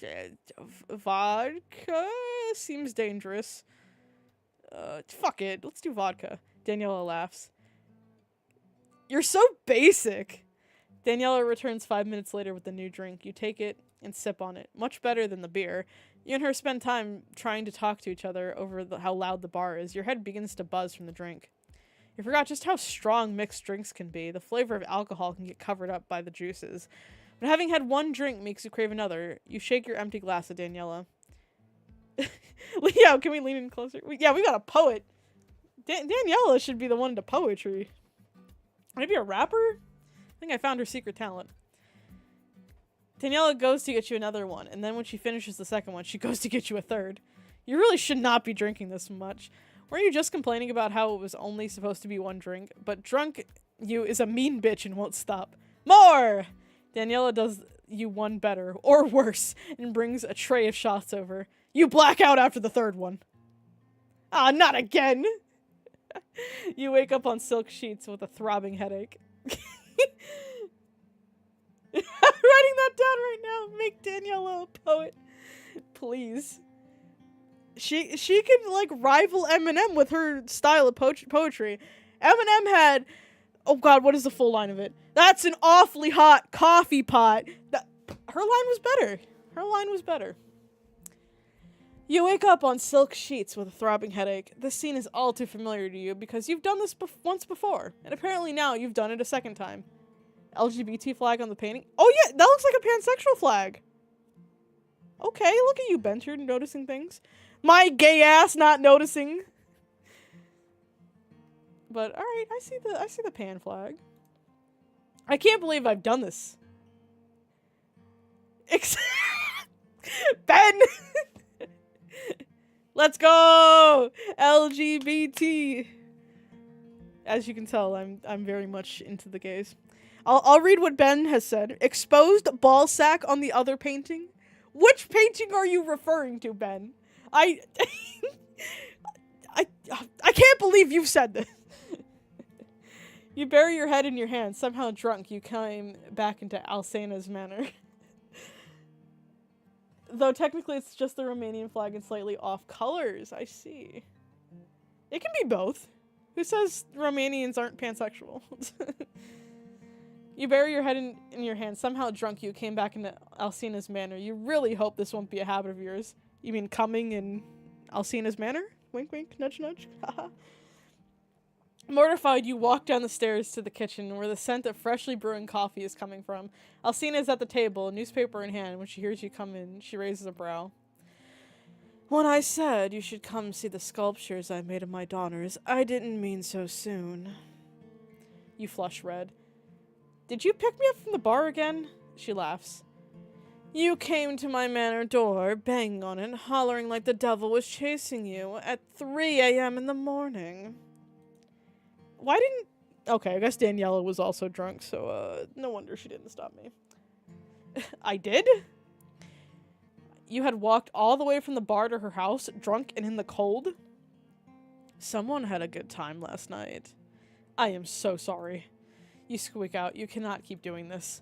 I'd rather you be safe. A warm glow fills your chest at that. Help yourself to some breakfast, and could you check on Daniela for me? Make sure she's back safely from the bar, too. You nod your head yes, and help yourself to some food. You stuff your face while she reads the newspaper.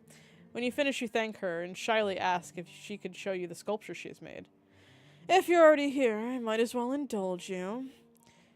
She leads the way to the 3rd floor. As you pass the staircase, you notice that she has a portrait of Miranda up on the wall. Why does she have that? Did she paint it for her friend?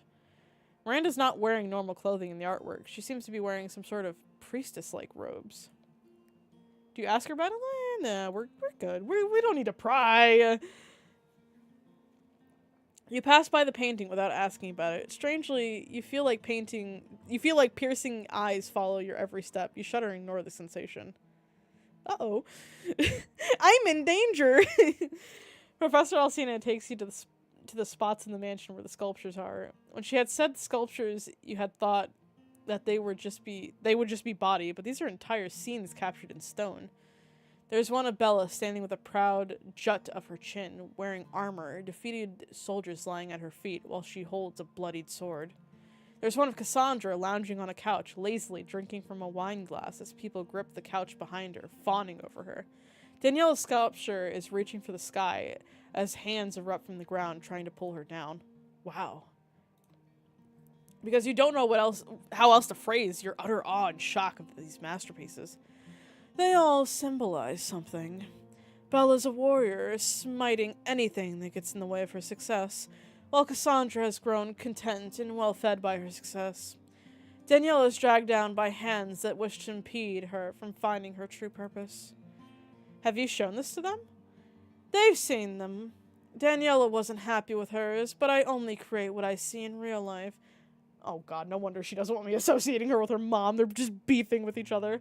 Ouch. Poor Daniela. So much pressure on her shoulders.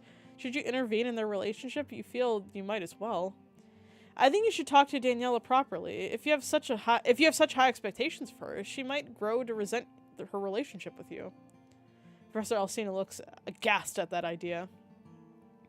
I don't want her to hate me, she sighs. I'll invite her over for dinner today and talk with her, and maybe we can come to a better spot in our relationship.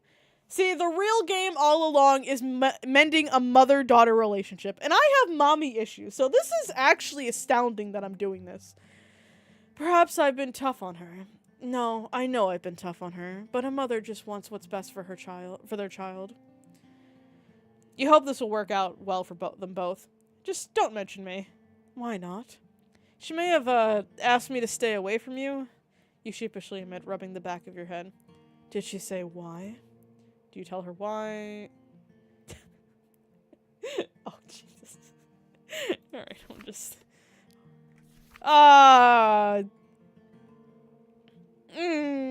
Chat, what do I go with here? She doesn't want you seducing. I'm gonna say no. She didn't specify why. Alcina frowns and doesn't look entirely convinced by what you said. Would you like to see my other sculptures? Not the smiley face, oh no. There's more? These portray raw and uglier human emotion. I don't tend to put them on display because they might disturb some who see them. Now you're definitely intrigued. She takes you to a room that she has to open with a key. She flicks the light on, and you can see it's crammed with at least a dozen statues. You walk among them, thinking in their expressions, angry, frightened, murderous. They are all of young women that look like they're college-aged. I don't find these creepy. I think it's amazing how much emotion you can imbue into them. Thank you, my darling. Oh, don't call me that. That makes me weak. I'm a weak gay for the word darling. She locks the room up after you're done examining the statues, then offers you some coffee and small lunch snacks. It's already late in the day, and you have to go back and study. Oh yeah, we're back rizzing. I will come with you to campus. I have to go gather Daniela. The entire ride back, you try hard not to think about how, in this small space in the car, the two of you are so close together. You can smell her heady perfume, and it's making you feel a bit lightheaded. Her knees almost touch yours, and you try to look out the window so you won't ogle her. She drops you off at your dorm, and then pulls out her phone to call Daniela. When you enter your dorm room, you see a half-dressed Daniela scrambling to ready and get out the door. She's got her phone pressed to her ear and barely pays you any mind as she zips up her hoodie over last night's crop top and slips into a mismatched pair of shoes. Oh, Daniela, girl, we can't be doing that.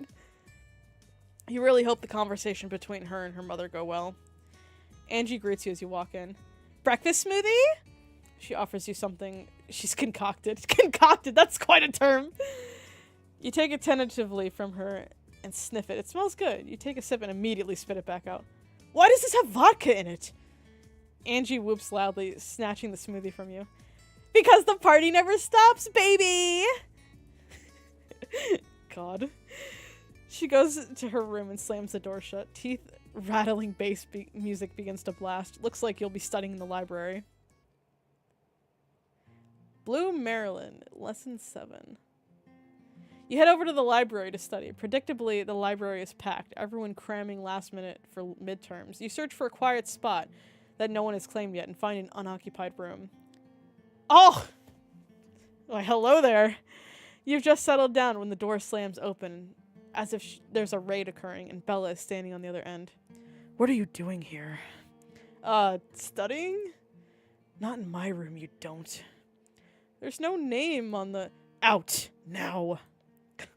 My voice gave up on that. I wanted to sound more gritty. Like, out! Now! Jesus Christ. Juby needs more water. You gulp and pack your things up quickly before running out. Great, now you have nowhere to study. Maybe you can try an empty classroom. You head into the building housing the art and English department. On the weekend, it's empty. You try the handles on the door, hoping to find an unlocked room. Oh, hello. As you're walking by, you notice someone in the halls. It's Miranda, and she's standing by Alcina's office door looking annoyed. She's on the phone with someone, talking loudly because she thinks she's alone. For some reason, you duck behind a corner and listen. Oh, we eavesdropping! Territory claimed. Hell yeah. Why are you not in your office? I am aware it's the weekend, and office hours are not a requirement on the weekends, but we have an agreement. I don't care that you're out with your daughter. Your obligations to me and this university are much more important. That hurt my voice, but it's fine. Anything for the content. Miranda's tone is snappish and impatient. Where are the funds? We need them for the next gathering. I don't care if you think we could be spending them otherwise. You don't get paid to think. You follow my orders. Is that clear? Alcina must have given a satisfactory answer because Miranda hums in agreement. Yes, and when you come back, we need to finalize. Miranda's voice fades out as she walks away, heels clacking on the tiled floor. What could they have been talking about? It sounded like business talk, but was it really? Something in the back of your brain tells you there is more. Is more to this than you've heard. You spend some more time looking for an empty room, but they're all locked. So you decide to head back to your dorm room. Maybe Angie has drunk herself to sleep and you can study there.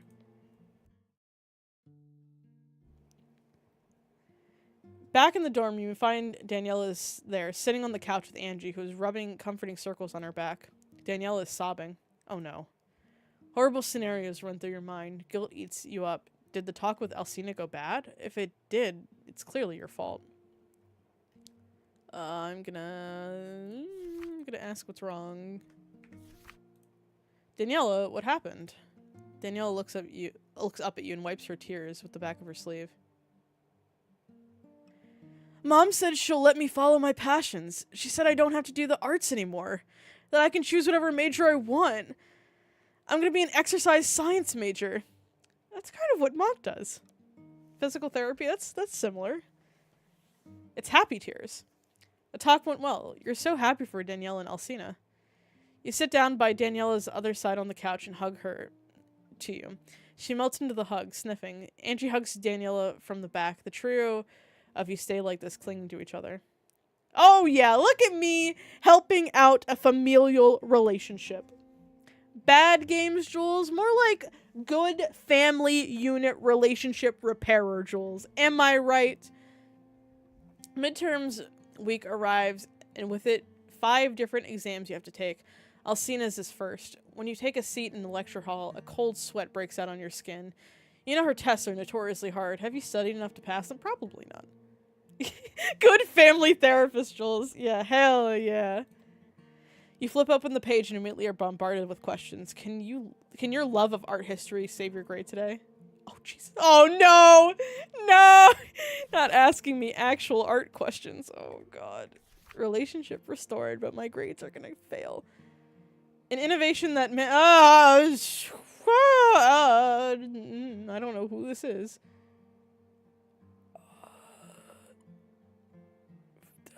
Go with that. Question 2. Which character of Hamlet is depicted in 1892? I don't know any of these. I'm just gonna randomly pick answers. Good luck! Thank you. Which life-size sculpture of half-naked women is believed to be created by Alexandros of... I don't know. You hand in your exam, and Alcina takes it from you. She gives no reaction. You have no idea how the exam went. Ain't no way I passed, bro. You head back to the dorms and decompress by listening to some music before studying for your other upcoming exams. At the end of the exam week, Alcina puts out the scores for the exams. She's a fast grader. You won't be getting your grades back from other exams until much later. You click up on the email she sent you. Your face pales as you read, "Please see me in my office!" Fuck! That's an L and a half if I've ever seen one, my dude. Riz time! Nah, this is... You failed my class time. Oh, that could not be good. You drag yourself into her office and knock on the door. She tells you to enter and take your seat. In front of her, head lowered like a scalded animal. Her face is neutral, and it's hard to tell what she's thinking. She takes out your paper where a big C... You know what? A C? That's not bad.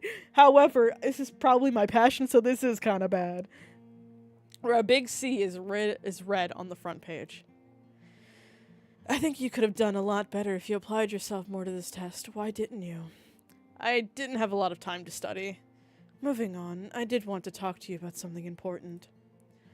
I took your advice and spoke with Daniela. It was a very emotional conversation, but I think we are in a better place with understanding each other. We agreed that for her sake, it would be better if she moved ahead and worked on a major that better interested her, exercise science. Professor Alcina said the major with distaste. I don't understand why she would want to spend time with athletes, learning to treat? Can I not say words? Bad reading, Juby? Why'd y'all let me read things? Learning to treat milady in the human body instead of the human soul. But she is good at it, I'll give her that.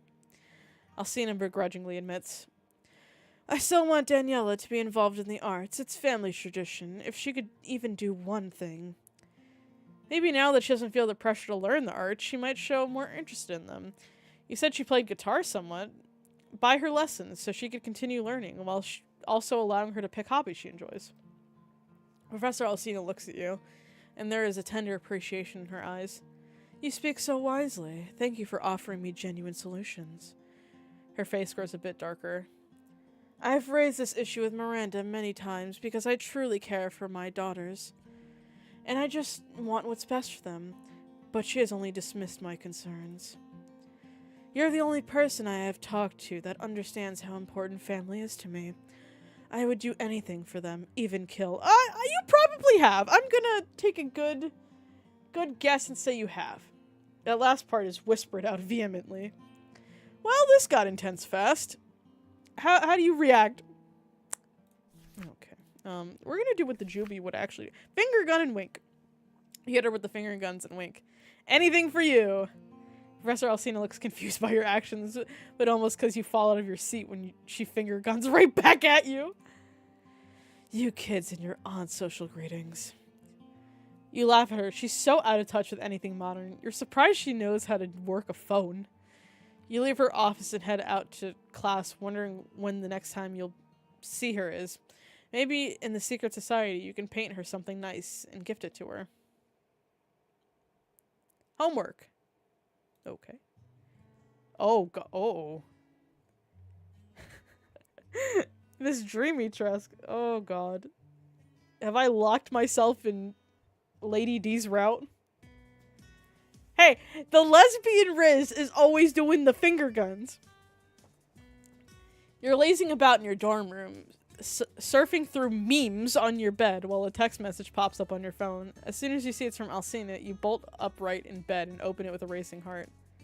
Are you free tomorrow evening at 7?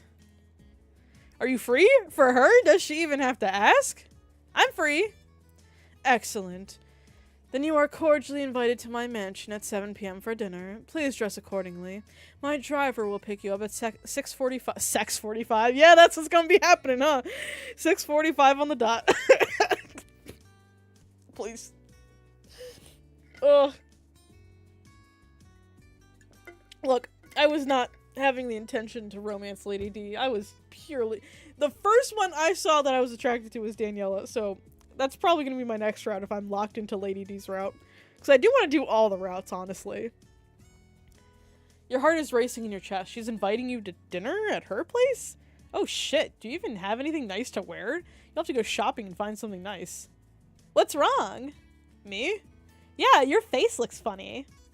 Angie comments with a wide grin. She looks over at you from her desk where she had been playing with her pen, attempting to do her homework by doodling flowers all over it. Danielle is watching TV on the couch, but you probably shouldn't say the truth. Angie doesn't know how to keep her mouth shut. I've heard that cats are very bad at hydrating themselves. I saw on TikTok that if you put, like, if you make catnip into, like, tea, they'll drink more water, but they'll also be high. Yeah, I have no idea how to do any of the routes. I'm just going along with the flow here at this point. I'm supposed to go to some fancy meeting tomorrow for high-achieving students, and I have nothing to wear. You can borrow something from me, or from Daniela. If not, my Aunt Donna has some clothes she can lend you. You're about her size, and black would look good on you. I wanna go with Daniela's clothing. Oh fuck. If this is the Lady D route, though, then she probably wouldn't be impressed by it. Oh, God. Fuck it. I like Daniela, though, so... Let me take Daniela's clothing. I'm sure I'll look in sweats and a jersey jacket. Outfit selected for tomorrow. You can rest a bit more easily. Still, this is a big deal. It'll get easier once you devote and sell your soul to the game and know it like the back of your hand. Like I said, I'll definitely play this. I'll stream this more and more. Because I genuinely want to know where all these routes lead. I haven't played a dating sim in so long. But when I saw Sapphic Resident Evil, ooh, I had to. Should you ask your roommates for advice? Yeah, let me ask Daniela about her mom. Daniela, quick question. If someone asks me out to dinner, then does that mean it's a date? She scratches her cheek. Could be, depending on their intentions. You probably should ask them to make it clear. Yeah, you cannot ask Alcina. You don't want to make it awkward between you and the professor. But I'm not great at dating. All the people I've had crushes on have either preferred my mother, so, yeah, not a lot of good experiences in that department. You have no right to comment on this, considering your own feelings for Alcina. My sister Cassandra might have some good advice. She's always going on dates. Daniela calls her sister on the phone and puts it on speakerphone. What's up, Daniela? I'm about to go to practice. My friend needs help with going on a date. You called me for dating advice? Despite being annoyed by it, she begins to... Oh, she was annoyed. I thought she was, like, happy about it. Oops. Despite being annoyed about it, she begins to launch into a spiel about what to wear, what gifts to bring to the date, and what to order for food. What to talk about, what flirtations to make, and how to end the date. Kiss them, thank them for the date, invite them over to your place, and then you need to Daniela presses the end call button before Cassandra can finish her crass advice. Did that help? A bit. Cassandra gave you the good idea to bring flowers on a date, but where would you get flowers? I don't know, a flower shop? Angie piped up brightly. My aunt runs a flower shop. Look at me! Cassandra, please. I definitely want to do a Cassandra route. She's very fun. My aunt runs a flower shop. It's probably closed at this time, but she'll open it for me. She's really good at bouquets. You know how many, like, gay AUs involve, like, flower shops? On fanfiction, or, like, AO3. Not that I am a frequent resident of AO3.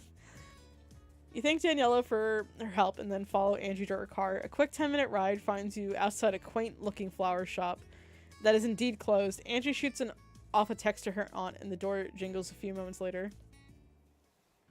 The Sapphics like flowers. Ooh, hello. Donna, we have a case of an emergency bouquet. Donna's a serious-looking woman with black hair in a bun. She nods her head solemnly and lets you two in. Immediately, she sets to work, tying her work apron.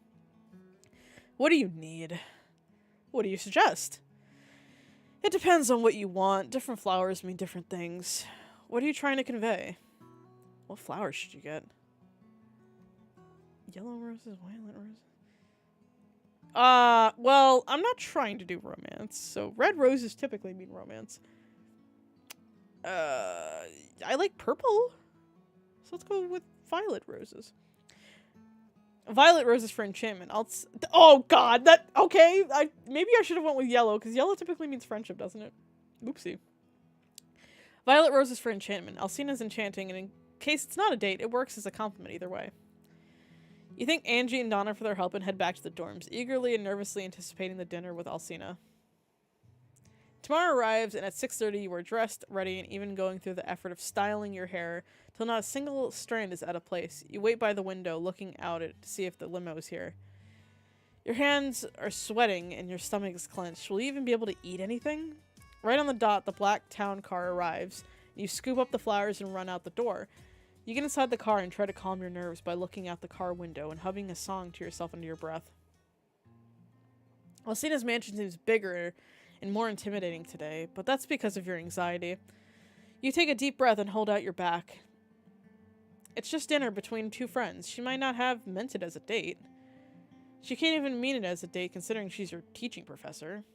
Now, if she wanted to ask you on a date after the semester was over, that would be a different story. You ring the door and the butler opens it up. Oh, this music, bro! Alright.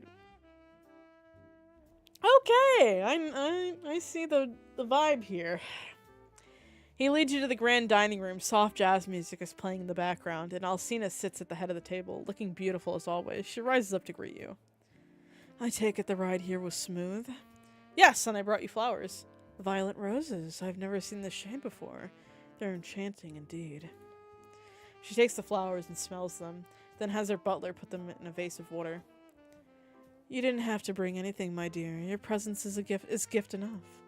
Is she gonna, like, eat me or something? You blush at her words. Would it be considered too hopeful to read more into them? She indicates for the two of you to sit down. The butler comes out with 2 menus and hands them both to you. There are a few entrees and desserts to choose from. What will you pick for dinner? Foie gras, clam chowder, steak in it. Out of all these, I like clam chowder the most. Never can go wrong with a good soup.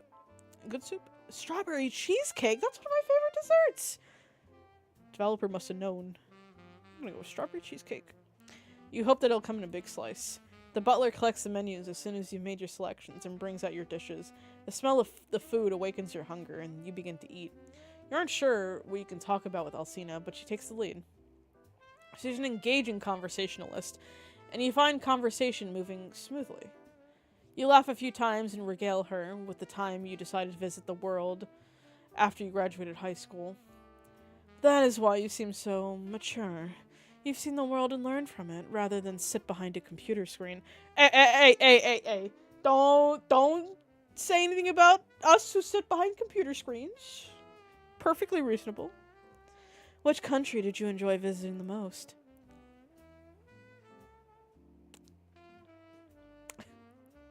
Come on now. Come on now. Romania has to be my top choice. Oh my god, my voice gave out as soon as I said that. Help. Help. Ugh. Ooh. Why? Is it because you're studying here now? You want to say because you're here, but you don't. Oakley dokley. Yes. Dinner begins to wind down and the butler brings out a bottle of expensive red wine. This vintage has been aged 5 years. It's one that I've bottled myself. You make your own wine? Over the summer, when I have more time, yes. How do you think I got this mansion, darling? I thought it was from your music career, or from your sculptures, or from your theaters, or from any of the many other talents you have. Professor Alcina chuckles, lifting the glass to her lips. Wine makes the world go round, especially because my wine uses a special ingredient to make it stand out from the others. Try it. I'm scared what's in this wine, guys. You take a gulp of the wine, your eyes go wide. It's rich and heady and almost seems spiced without having the flavor profile of spice. Feels nostalgic in a way that you can't explain it. This is good. The butler comes into the room, bowing his head apologetically. Miss Dimitrescu, you have a guest at the door. Oh, fuck, is it... It's the daughters. Oh, no. Maybe it's Miranda, actually. She scowls. Send them away. I do not want to be disturbed now. The butler looks regretful to announce this. Carl. It's Carl.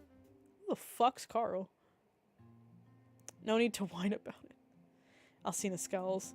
Is he one of the dudes in the game? Like I said, I haven't played 8 yet. Oopsie. Is he the dude with, like, the beard? Naturally, he would choose the one evening I have something important to show up. Send him in that way I can get rid of him more quickly. She rises up and you follow after her, going into the main entrance hall. Oh yeah, it is this dude.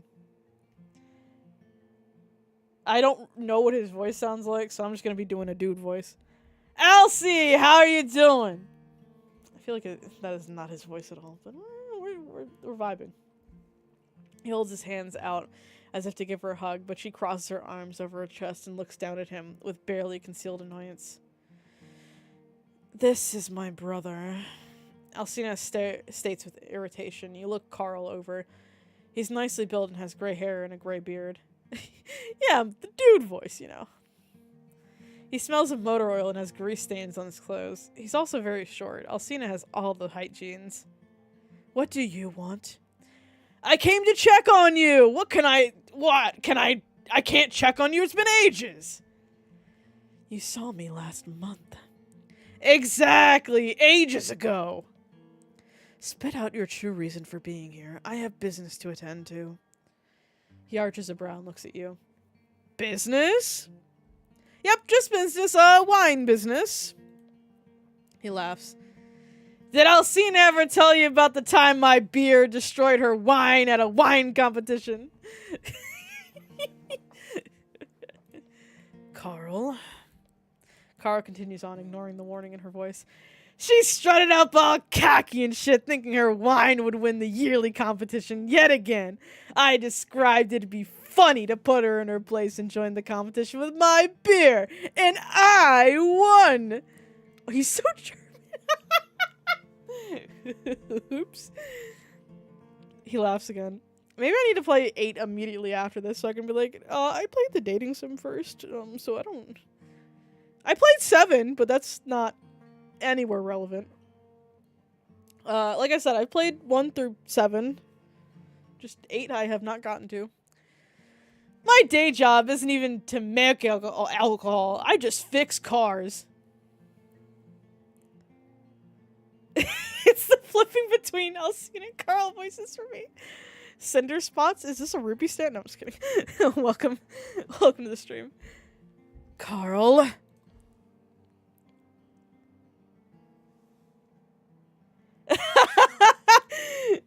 I'm enjoying this so much. Like, I love the concept of a Resident Evil dating sim. Like, I don't know. I love this game. I have to say. And I will definitely play 8 eventually. But I think it's more appropriate. This is the 8th? What do you mean? Yeah, this is actually the 8th game. This is Village. Look at what I tagged it on Twitch. This is actually Village. This is the secret route that when Ethan dies, you get reincarnated into a college woman. This is the actual story of Village.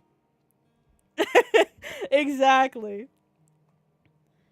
She looks increasingly irritated. You wouldn't be surprised if she lifts him up and throws him out the door. Carl wipes away a tear from the corner of his eye. Good memories, but yeah, I came in to check on something. He looks at you. Mind giving us some privacy? You wander off as the two of them enter a study to talk about who knows what. What should you do? Yeah, what should I do? Drink more wine. That seems like a great option. Let's get tipsy before my lady of the night comes back. Yeah, let's get a crunk. Wait. We just sit here and wait.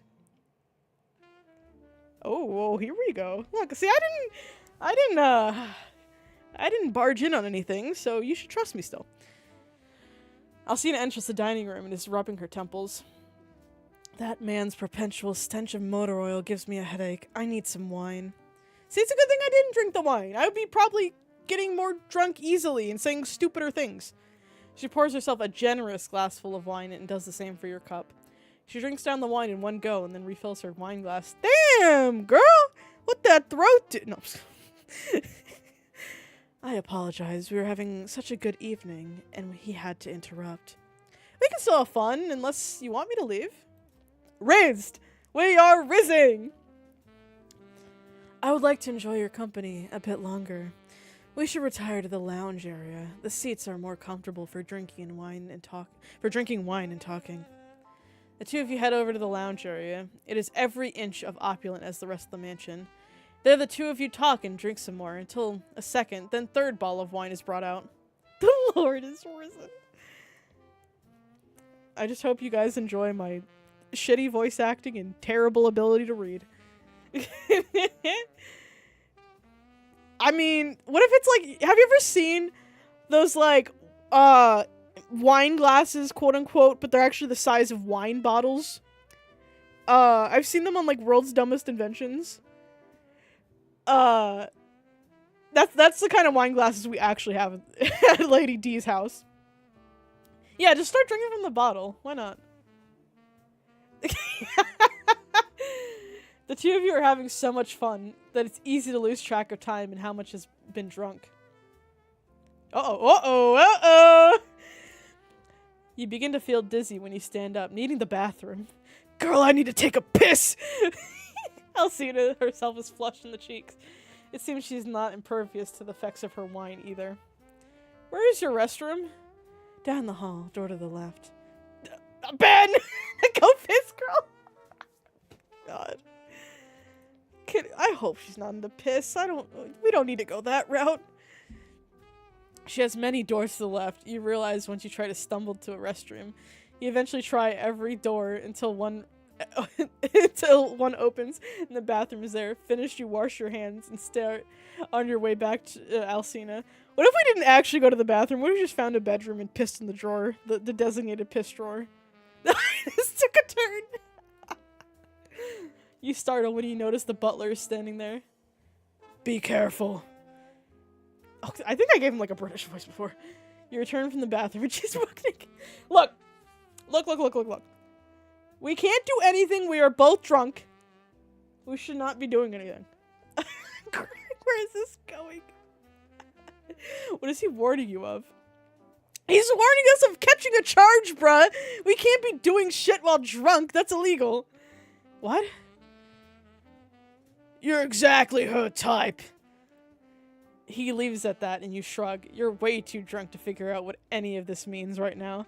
You just want to go back to Alcina so you can bask in her presence some more. That is such a gay sentence. You sure about that? You get there and see that Alcina seems to have finished the rest of the third bottle. Jesus Christ, we're about to die. While you were in the bathroom and is now working on her onto her fourth.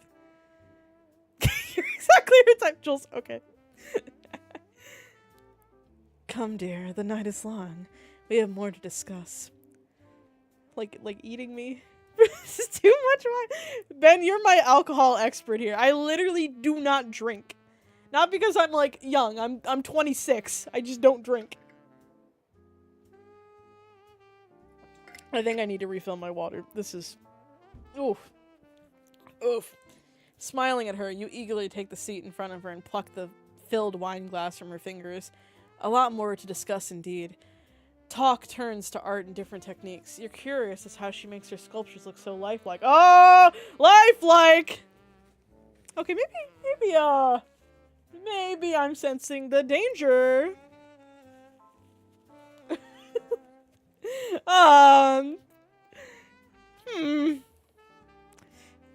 Quite a word there.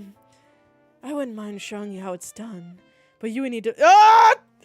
Okay, red flags. You would need to model for me. Your eyes grow wide at this. She'd make a statue of you? Green flag! No, this is a red flag! Professor Alcina ponders you before her lips spread in a slow smile. Model for me, naked. How do I decline this offer? Oh, no. Uh-oh.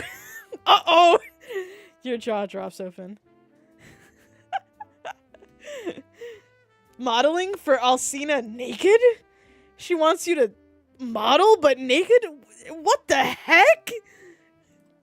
Your brain is short-circuiting right now. You take a deep breath, trying to steady yourself.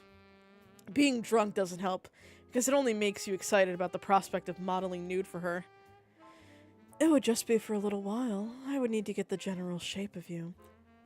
How do we feel about Ed Sheeran's Shape of You? Is that a good song or a bad song, chat? Yes. You'll do it? Yes! Uh-oh.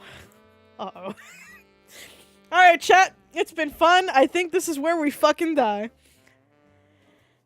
You nod your head so hard you almost tip over. She rises from her chair and leads you to a room down in the basement.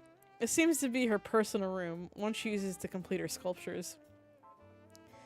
You can see half-finished pieces lining the walls. Oh god, my throat, please. Oh god. Die is such a relative term.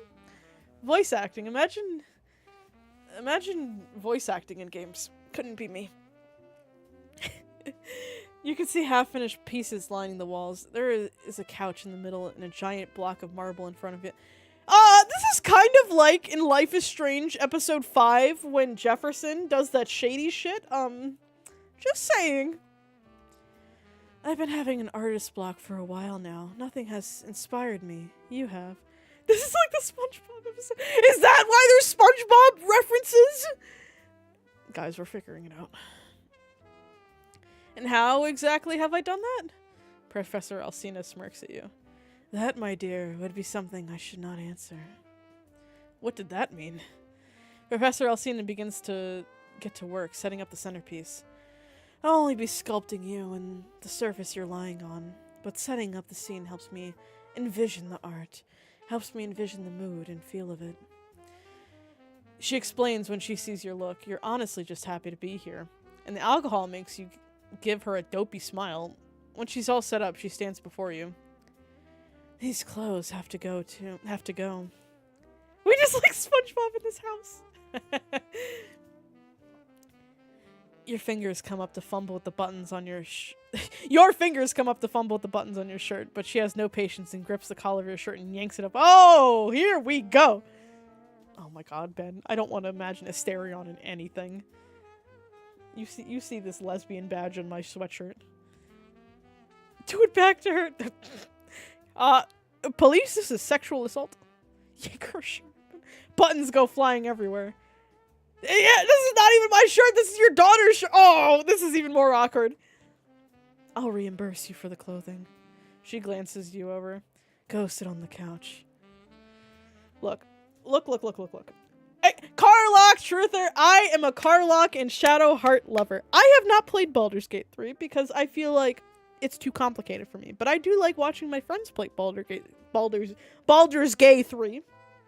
And Shadowheart's voice, Carlock's voice, Carlock and Shadowheart's appearance, I am all for it.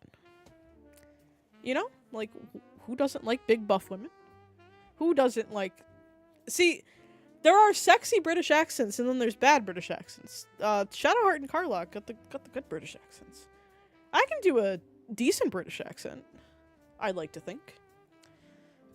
Maybe when I do my next route, I'll have a British accent for somebody. Tracers is not that bad. I've heard so much worse than Tracers. Her voice is commanding, and it makes shivers roll down your back. You dutifully go and sit on the couch, and she positions your body into the position she wants. Her hands are warm on you, and you try hard not to blush in how gently she touches you. I feel like this is going to become Doki Doki Literature Club in a matter of 3 seconds. Your skin burns everywhere she touches. Oh, she's actually Carlock! Burning! In the way her eyes rake over you, taking in every inch of your body, has your insides burning warm. If you lean into her touch a bit, craving more of it, who can fault you? Did you know? I'm actually a secret detective in my day job. Half-dressed. I think half-dressed will be fine. You can't tell if she's talking to you or thinking out loud. Either way, there is an adorable look of concentration on her face. Yes. She declares herself as she takes a step back and nods in approval. Shirt open lends to more romantic air about the piece. This'll be good. She walks over to the stone and begins to chisel at it. Even while dressed so nicely, she seems to not mind, focused on her own world right now. You watch her as she works, amazed by her intense focus and the skills she holds.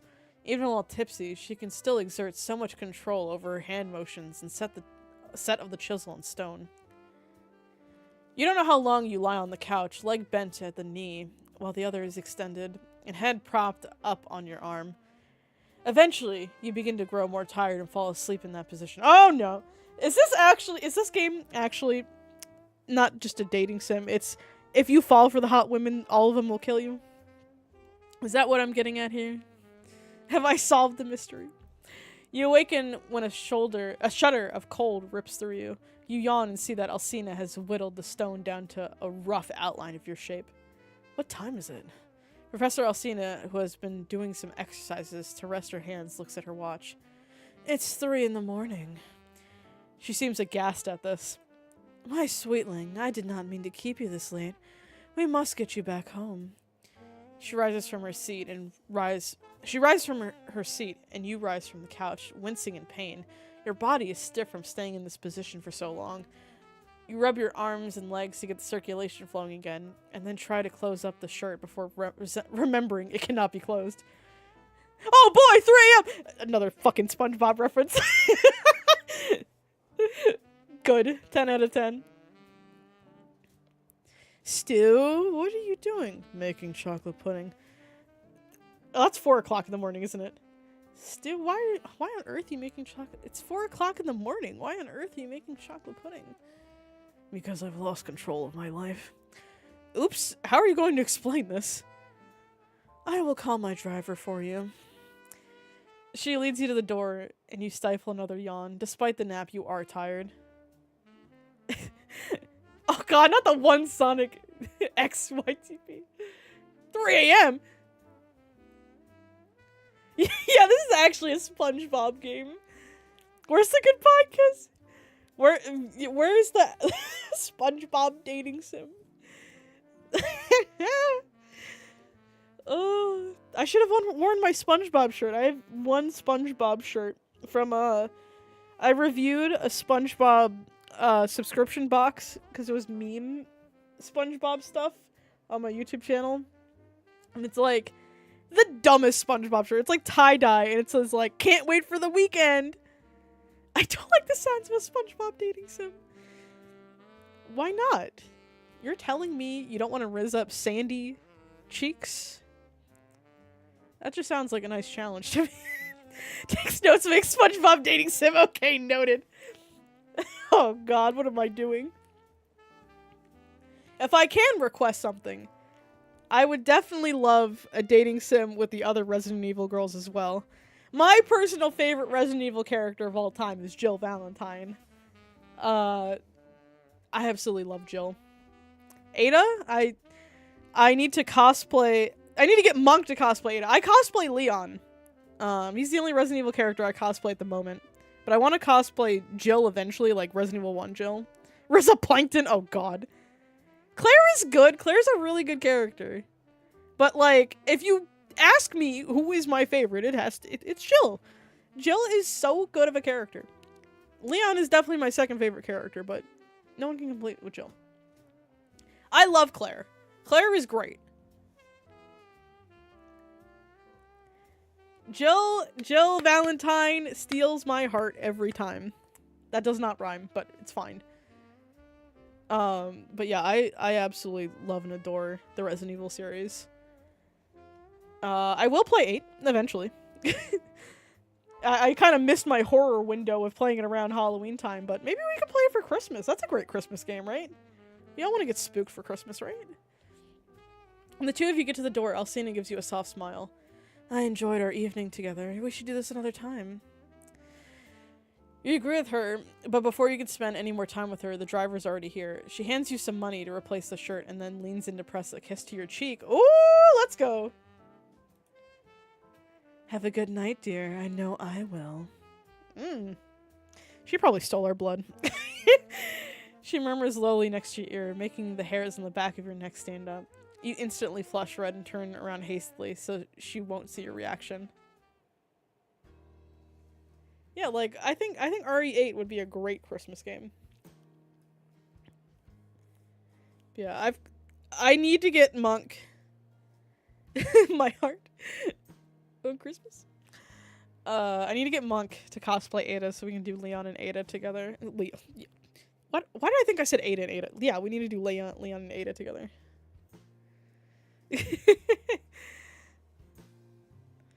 You get back to the dorms and flop onto your bed. You keep replaying the entire night in your head until it finally lulls you to sleep.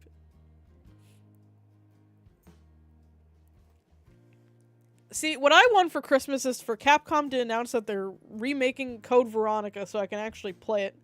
I know I could just play the original or Code Veronica X, but I want like a Resident Evil 4 style remake. You know what I mean?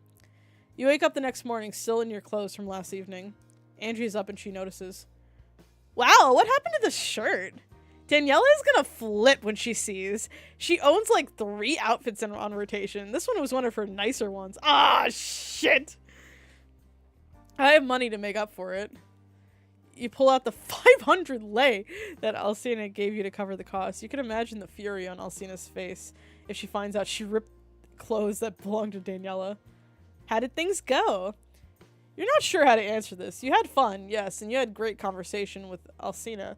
But did Alcina like the time you spent together? She seemed happy, but was she? This is a true lesbian game. We're a clueless lesbian. We're like, oh, we don't know. Maybe. And now you're overthinking everything. You need to stop. I had a good time. The person I was with was very kind and charming, and we had a good evening in.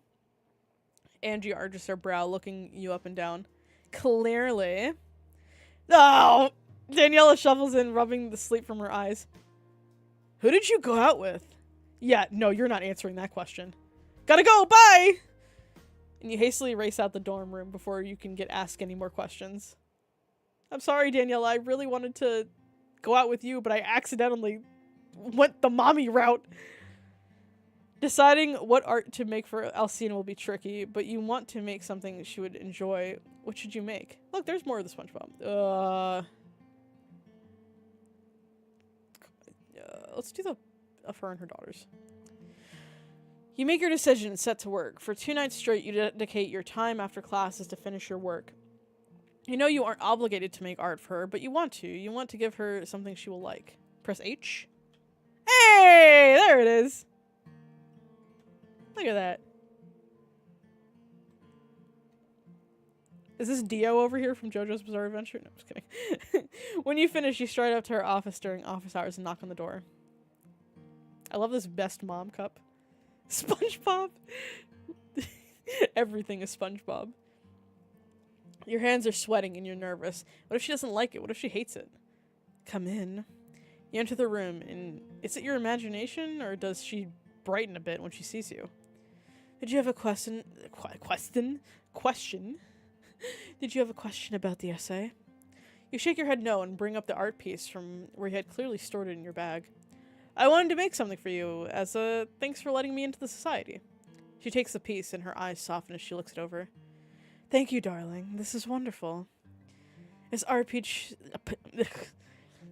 I cannot speak. This is why I'm not a professional voice actress. This art piece shows me you're ready. Ready to finally start making art for the galleries. Really? Bursts out of your throat in excited breath. Professor Alcina nods her head. I want you to start putting together a portfolio for me. At the end of the month, I'll pick through the pieces and see what we can use. You're finally going to get paid for all your hard work and have your art be displayed. This is exciting. That evening, you scurry back to the Secret Society's building, set up your easel, and with fervor start on your latest project. Because you have headphones in, you don't hear the footsteps creeping up behind you until a shadow falls onto your art. Oh god, here we go again. You take off your headphones, and with a frown, notice it's Ioana. What are you doing here? I'm a part of the society, and have been for a while now. You respond dryly and want to turn back to your art, but she keeps talking. You probably won't be. Your art hasn't improved enough to be sold. Alcina's not going to keep you on. Smugly, you retort. Actually, she's just confirmed that I would be starting sales with her soon. Ioana's eyes bugging out. She sputters. Yeah, Jason, voice actor Juvie arc right here. What? How are you already doing sales with her? It took me 6 months to be able to do that. Get fucked. You take immense satisfaction from this fact. Looks like you might be the one Alcina might not keep on. Ooh, let's go. Ioana stomps her foot and leaves. You're now free to work on your art piece. Art and peace. Same thing. Same. Is this a... Oh god, I didn't know. Is his name Pomperine from the cute dog from like the Hello Kitty Sanrio. I forget what his name is. Starts with a P. The next morning when you get to class, you find a neatly wrapped present. Look at me finding all the references. Let's go. Is there anything on the water bottle? No. It's yellow, though, for SpongeBob. The next morning, you get to class and find a neatly wrapped present waiting for you on the desk. Several students around you look curiously as you glance around to see who could have left it. I got the name right! Let's go! Look, I only know of Sanrio because of the cosplay community. A lot of my friends in the cosplay community, like, love Sanrio characters, so...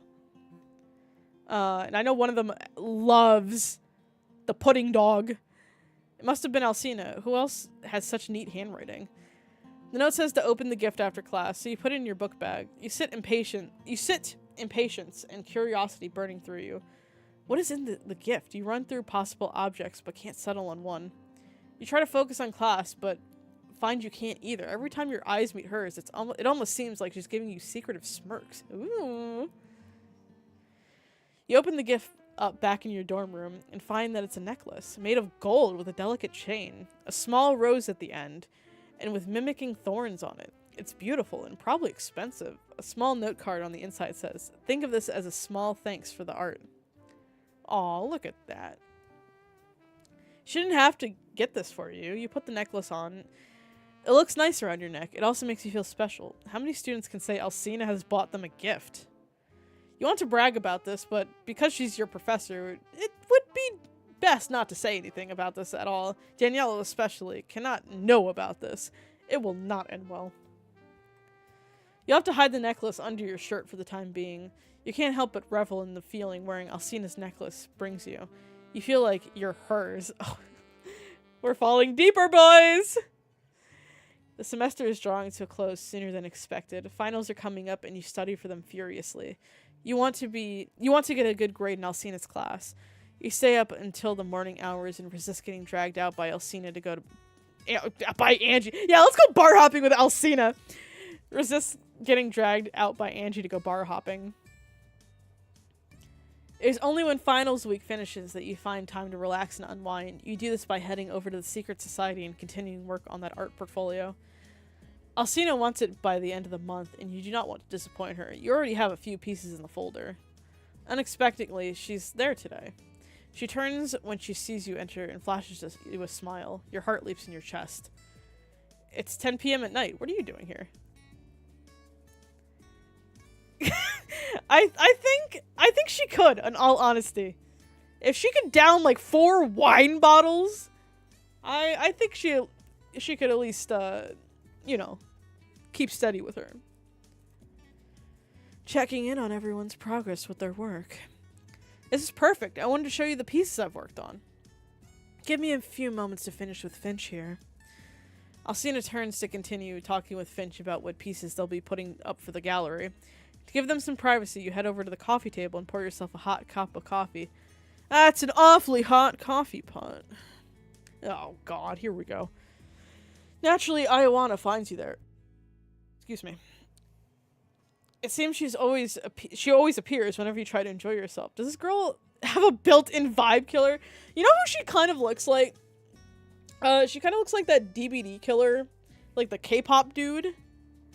I do not remember what his name is. Hold on, let me Google what his name is. Like a female version of him. The Trickster. She looks kind of like the Trickster. If the Trickster was a chick. What's her problem? We'll just ignore her. Look at me when I address you. What a bitch. You look at her. Anyways, I just want to tell you I hope you have a good day. Why did that feel disingenuous? And that you shouldn't worry about being Alcina's top provider anytime soon. She sachets away. She really thinks she ate with that whole convo, didn't she? Alcina comes over 5 minutes later, having concluded her conversation with Finch. I'm ready to see your art. She does, though. You're not wrong. You take her to the lockers where artists are allowed to store their works. You find that the door to yours is unlocked. Strange. You hadn't locked it. You open the locker and milk begins to drip out. The inside of the locker is soaked. Oh, no. This fucking bitch. She's made my art milky?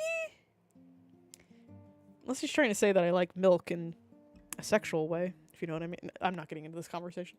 The art you had wanted to show Alcina is ruined. Purposefully. Your heart drops to your feet and you feel your face crumple.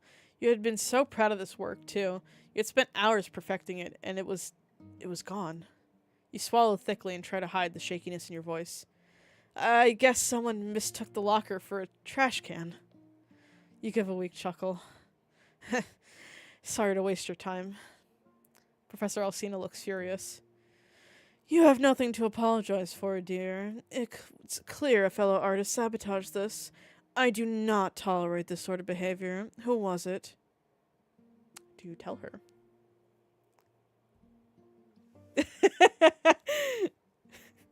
I know, right? You'll never know what you expect on the Bad Games Joel stream.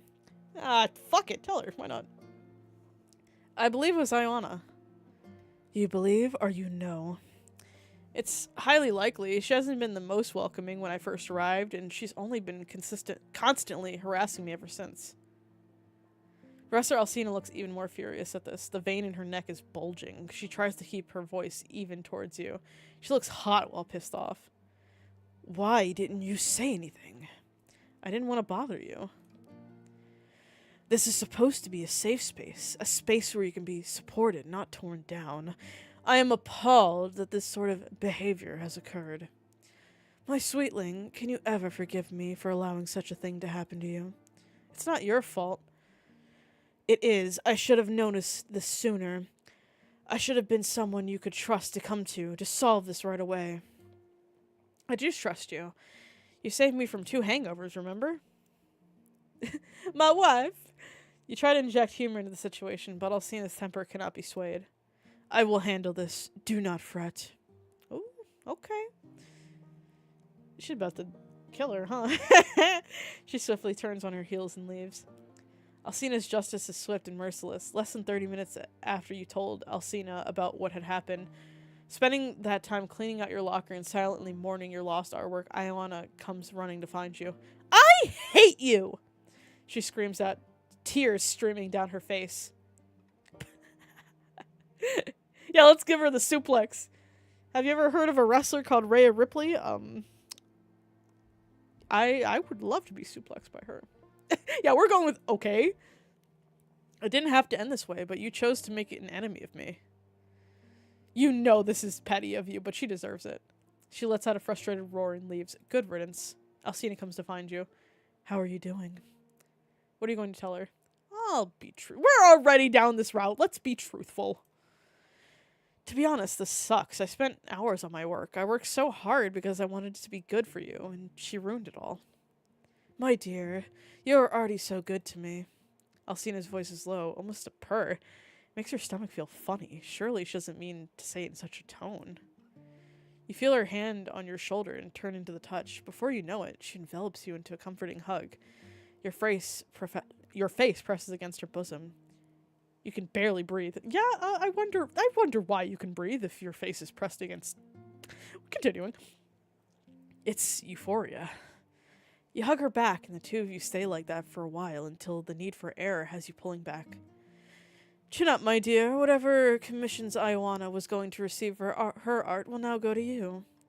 Isn't that too generous? What I wouldn't give to be hugged by her. Mind you, for those who don't know, I am 5'3". This woman is like 8 feet tall or whatever. I could not even reach this level. I'd be down here. Think of it as a repayment for the art she ruined. In fact, it would probably not even equal the value that your art would have reached. Your eyes bulge out. Is my art really that good? Professor Alcina laughs. I do not take the arts lightly. I would not lie about something like this. Yeah, she probably wouldn't. Her eyes slip down your neck to where her necklace rests against your collarbone. With the hug, it must have slipped out a little bit. She picks it up and examines the glint of it under the light. Roses look good on you. What do you respond? Thank you. Thank you for the necklace. You didn't have to get me one. I wanted to get you one. Surely my art wasn't good enough to warrant such an expensive piece. Your art is good enough, but mostly this was part of my thanks. You really helped me repair my relationship with my youngest daughter. For that, I could never thank you enough. Alcina looks at the clock on the wall. It's getting late. You should get back to the dorms. I'll wire you the commission money then. Wire me the money? What is this, some sort of illegal transaction? Alcina's face turns stony. What did you say? It was a joke. Her face smooths out. My apologies. I didn't mean to overreact. It's been a taxing day. Oh, are you involved in money laundering? Is that how you're so rich? She places a hand on her temple. You decide not to overthink her reaction. It's been a rough evening for both of you. You head back to the dorms. As soon as you step through the door, you receive a message on your account that the money has been sent to you.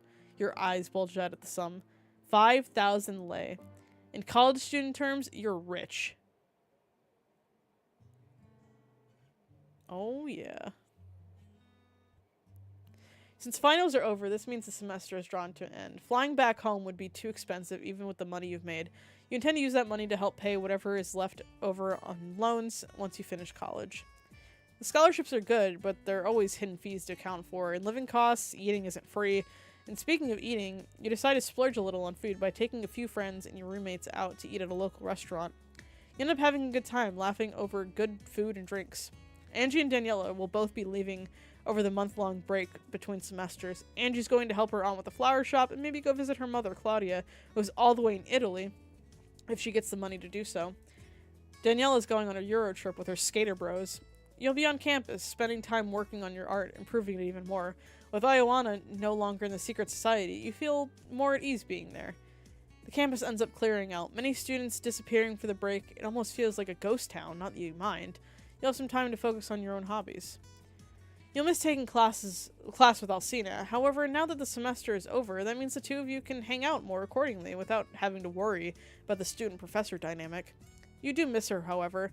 You sent her a few texts to see how she's doing, and she hasn't responded with more than 1 or 2 messages. Is she busy? She probably is, considering how important she is in the art world.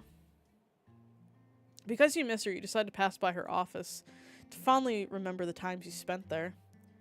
When you get there, you see the light is on through the small window that looks into the office. The door is closed. You approach, placing your hand on the handle when a cold voice stops you. It's President Miranda. Oh, we are definitely down about it. Uh-oh. And what are you doing about this nuisance? I'll take care of her, like I take care of everything for you. You've messed this up. If she goes through with this and exposes us, we could stand to lose it all. If you had only controlled her more, then none of this would happen. Professor Alcina sounds hurt and aggravated. I would never want to lose my secret society. I care for the girls there. I built that place with my sweat, blood, and tears. Caring deeply is your downfall. It always was and always will be. It's why she's able to manipulate you like this. Professor Alcina doesn't say anything to this. Miranda's chair scrapes as she pushes herself up and out of the seat. You realize she's heading for the door. What can you do? Hide. Hide? Where are you going to hide? You glance up and down the hall, but there's nowhere to hide. Not even a bathroom to duck in. The door swings open right in your face. Miranda glares at you. What do we have here? Someone eavesdropping? Ah, shit. Your heart pounds in your chest. I, just wanted to talk to Alcina about a personal project of mine. Miranda blocks the doorway, hands on her hip. She seems to tower over you, despite being shorter than Alcina, but it's the aura around her and the look in her eyes. She's frightening. It feels like you're the mouse caught in the trap, and she's here to finish you off. Let them by, Miranda. They're part of the society. Miranda scoffs.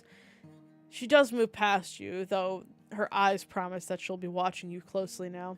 You swallow nervously and refuse to look at her in the eye before walking to Alcina's office. Hey. You awkwardly start, not sure how to go about this. Is this something important? I'm in the middle of an important issue. She's never been curt with you before. It stings.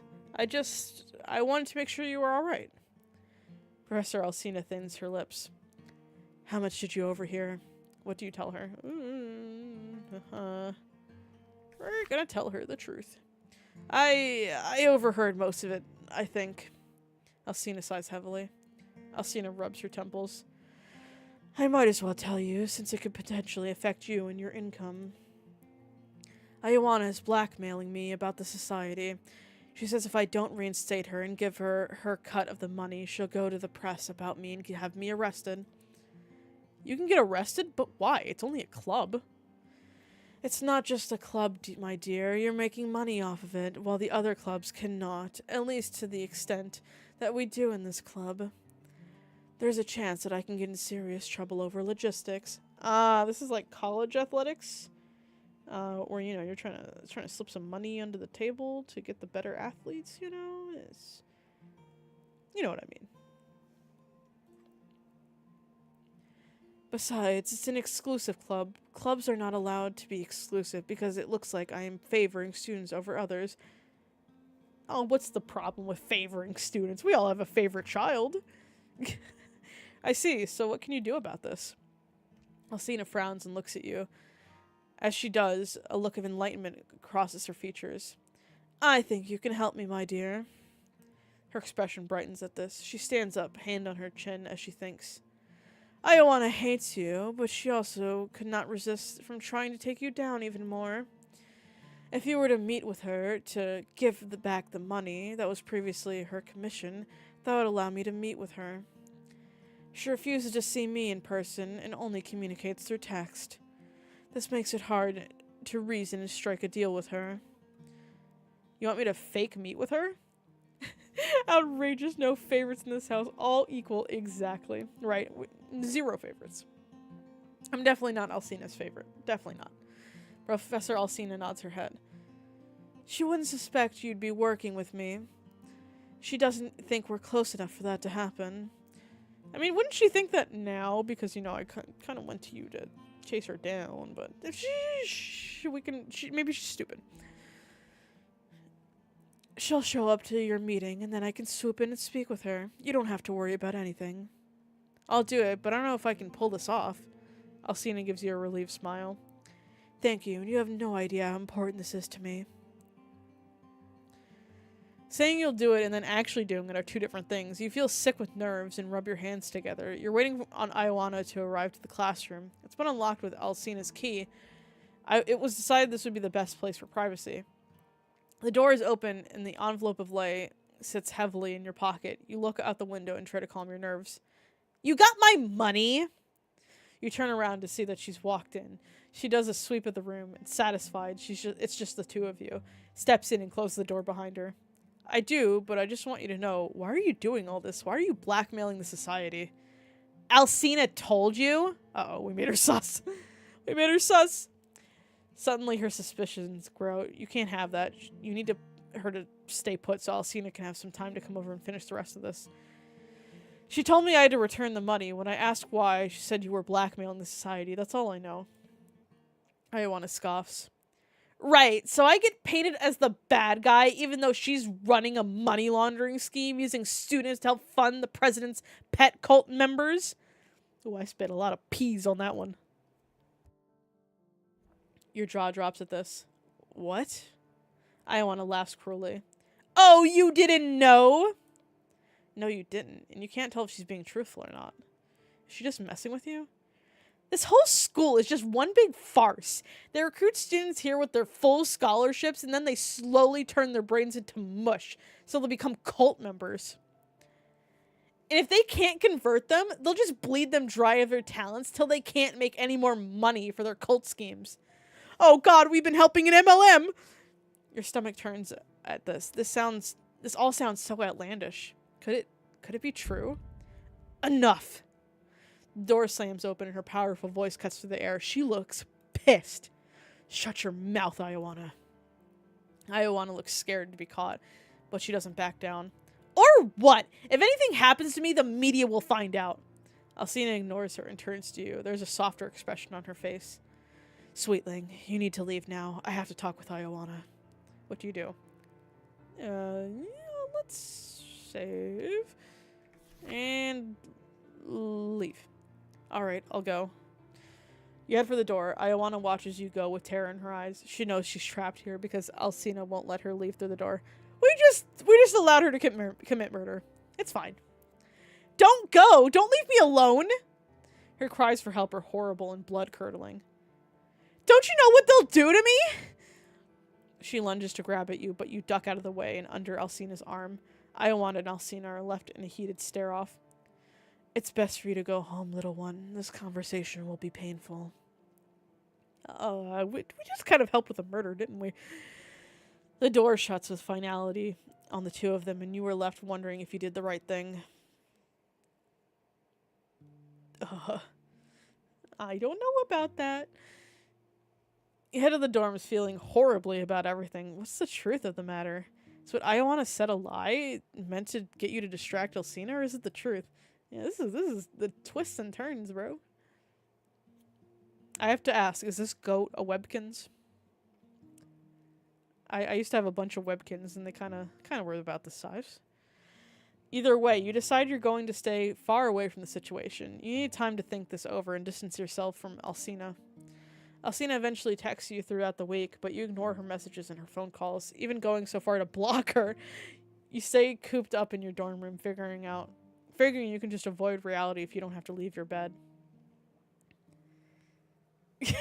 Ioana, she will be, looks at smudged writing. Missed. Uh-oh. Uh-oh. Alcina doesn't take well to being ignored. She helps herself to entering your dorm room. You're not supposed to be here. Daniela gave me her key. I was worried for you. Why didn't you answer my messages or calls? You avoid her eyes. How will you confront her about any of this? Is it what Ioana said? Oh, wrong voice. Yeah, it does look like a little Webkins. Is it what Ioana said? Is that keeping you worried? Yes. Why did I say that so robotic? Yes. I see. And it looks like as if nothing I can say will change your mind on that. You've lost your trust in me. I have, and I wish I hadn't, because I care for you, and I don't want to be involved in anything shady. I understand. I think I should also drop out from the secret society. Professor Alcina's crestfallen, but again, she doesn't try and pressure you to do anything. All I ask is you don't speak about this with anyone. I don't want problems to befall my other students there. Uh-oh. I won't. I honestly want to forget about this entire mess. Alcina heads for the door, but pauses right before she can leave. I'll join an MLM for you. I'll join your murderous cult. For the record, I also cared for you. We could have been more. Her words crush you. You had wanted badly to be more with her, but this entire ordeal left a bad taste in your mouth. You couldn't be with someone who could be wrapped up in such a business. I wish things had ended differently. I do too. What of Ioana? Don't worry about her. She won't bother either of us. Oh! Yeah, She leaves and you slump down on the couch. It's all over. It's Jover. Whatever could have been won't ever be, and you don't know how to feel about it except tired. You wonder what happened with Ioana. Curious, you go on the online registry of students. You search for it and find that Ioana is no longer a student. What the hell happened to her? Whatever had happened, you were smart enough to stay out of this. You didn't want to become like her, a student that had disappeared into thin air. It's why you try your best to return to a normal life. The next semester starts and you throw yourself into your classes. You focus on your work and you study hard. You go out with friends and have fun. You join some new clubs. You avoid any and all related art classes. Perhaps it's time for a change in majors. Most of all, you try to forget about Alcina. About what could have been, but wasn't. Things are for the better this way, you tell yourself. And you keep telling yourself this for the rest of the years you spend at college. Damn. Uh-oh, we got the heartbroken ending. I think I'll reload the save just to see what else happens. But, damn! This is such a good, interesting dating sim. I really like it. I definitely need to play more of it. Let me load back up this other save. Let's refuse to do so. I'm not going in anywhere. Your own answer surprises you, but when you say it, you stand by it. Ioana may be a bitch, but no one could come up with a story as wild as she had without there being some truth to it. Ioana looks at you in astonishment at you. You believe me? No one else wants to listen to me. They tell me to shut up and keep my head down. I'm not 100% sure, but these are serious allegations, and don't get it twisted, I still don't like you. You look at Alcina. She looks quietly furious. She has to tell you the truth. You've known each other for a while now. Is it true? She doesn't answer. You feel something inside it if you break a little. Alcina, is it true? You repeat one more time. Uh-oh. Uh-oh. I feel like we're getting killed next. Alcina closes the door behind her. The gulp. You gulp. This can't bond well. Did it say bode? Bond? I can't read. It's... She sighs heavily, as if this is all some great burden for her. It would have all gone so smoothly if Ioana hadn't opened her mouth, but now you know. Now you both know. Alcina? You warble out nervously. What is going on? What Ioana says is true. Bode. I'm so sorry I'm butchering your beautiful, precious game. This entire university is just a front of Mother Miranda's cult. Students are recruited by being given a full ride scholarships, with the goal that those students will become worthy members of Miranda's cult by the time they are seniors. I expressively created my secret society club in order to draw talented students into bring money for the cult's activities. Mother Miranda is the leader, and the one we pledge fealty to. She found me when I was at my lowest point in life. Uh-oh, this is definitely the good end, guys. I don't know let's not worry. When I was stuck in a world of hedonistic pleasures, facing creative burnout and lack of fulfillment in life, she gave me a new purpose, one in helping her build influence with her cult, a cult that would be the family that many of us needed.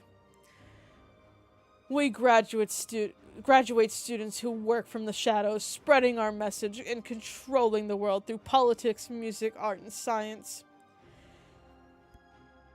Oh, excuse me. My job is to keep the money flowing to support our endeavors through my wine business and art galleries. Both of you could have been a part of something more, part of this grand new world we're building. Instead, you choose to reject it and try to expose it. You can't believe what you're hearing. She's insane. I can't believe you would do something like this. What is wrong with you? She grits her teeth. I'm on the path to righteousness. I will save the world from heathens and hedonism by following Mother Miranda. All she wants to do is cleanse the world to bring it to its knees, so it may rise again, newer and stronger than before, with only those who deserve to live in it. You can't believe this. You can't believe you were part of this. And you can't believe you actually cared for her. She's not the Alcina you thought you knew. She's a monster. Well, go to the news with all this. We'll expose your nasty secrets. I'd like to see you try. The door busts open, and for one hopeful moment, you think it's the police coming to save you. It isn't. Alcina's personal butler and driver are here, brandishing crowbars in their hands. Oh, shit. You try to duck, but the driver is too fast. He slams the metal into the side of your head, and you crumble to the ground. You can hear Ioana scream out in muffled pain before you black out. You regain consciousness halfway through. The world is still dark. There's a black bag over your head, and your arms and legs are tied up. You can feel warm pressure on the side of your head.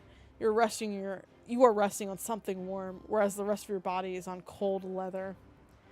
You can hear cars whizzing by. Are you being transported somewhere else? I told you not to hit them hard. She sounds irritated. A quiet apology comes from the driver. I need them in one piece. If you've marred their beautiful features. She's let the threat hang unfinished. The warm presence on the side of your head turns out to be your hand, gently cradling you. I wish things hadn't ended this way. I thought you were different. She speaks in a low tone, remorsefully. But it always ends the same way. She sighs regretfully, and you slip back into unconsciousness. This time you wake up, your body feeling incredibly stiff and immobile. You try to move, but find you can't move your body at all. You're stuck in a reclining pose, as if you're on a couch, hand propping up your head. What happened to you? Why can't you move? You try to scream, but can't open your mouth. But you can't open your mouth, nor produce a sound. You can't even breathe. Your lungs can't move to draw in air, and yet you're still alive somehow. What is going on?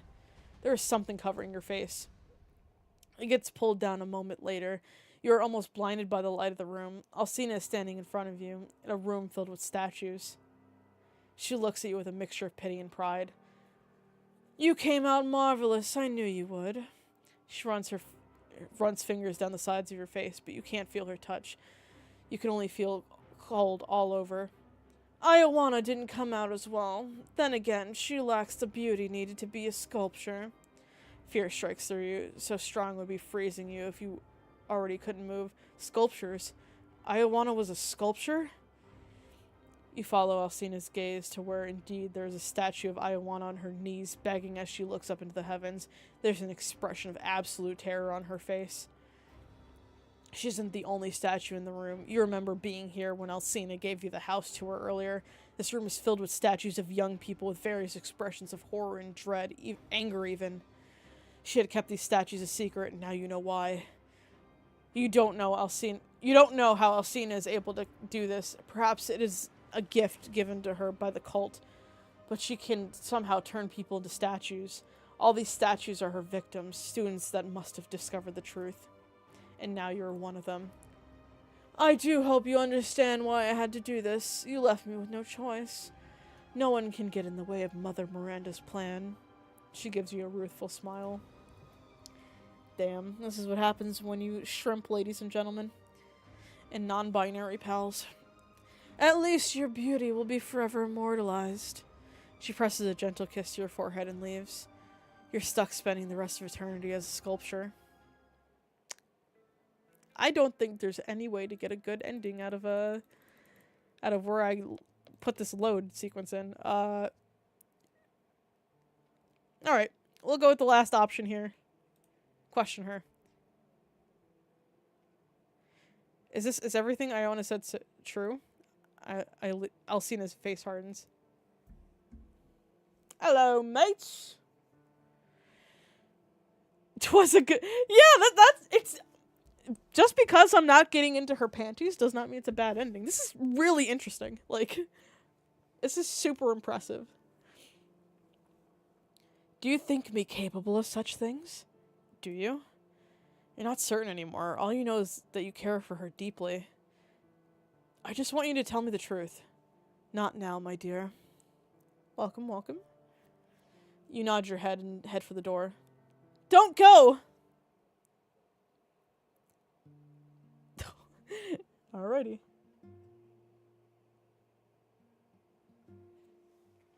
Oh, an American Elo. Oh, okay, I'll say Elo in American way. Elo. Glad you can make it. I didn't get into your panties. I got into your house, though, permanently. Can that be a tagline for this game? I think I need to, like, make that, like, I don't know. That should be a tagline. Perfect for this game. Perfect way to summarize this game.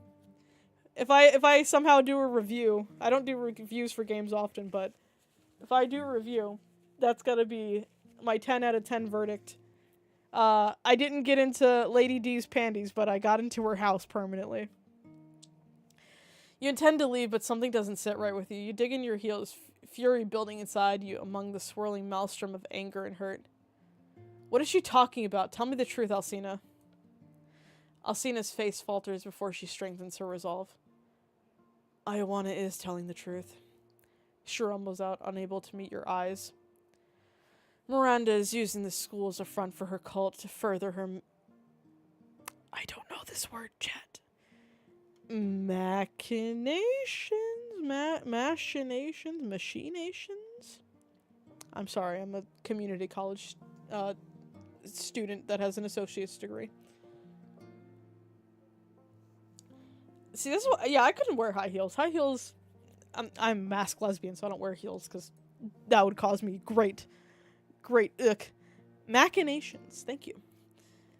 But heels can break, too. Like, one time, Monk's cosplay heels broke. That was not a fun experience.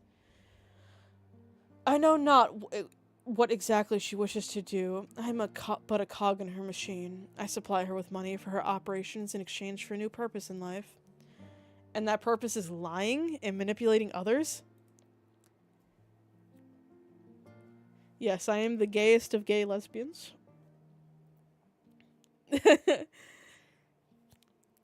When I do re-debut as a clown eventually, I'm making sure Jason has the lesbian color scheme in there to continue with. Because I didn't want to just plaster the flag on it like I did for this design. But I do want subtle references in all my designs because I'm a very proud lesbian. Are you mad at me? Uh-oh. I'm confused and hurt. Why would you do all this? Professor Alcina sighs, suddenly looking exhausted and burdened with this world's weight. My darling girl, I wish I knew. I thought I was part of something good, something grand. Mother Miranda promised change, promised salvation for this world. But her methods have become increasingly cruel. I no longer think I agree with them. Are we actually getting the good ending?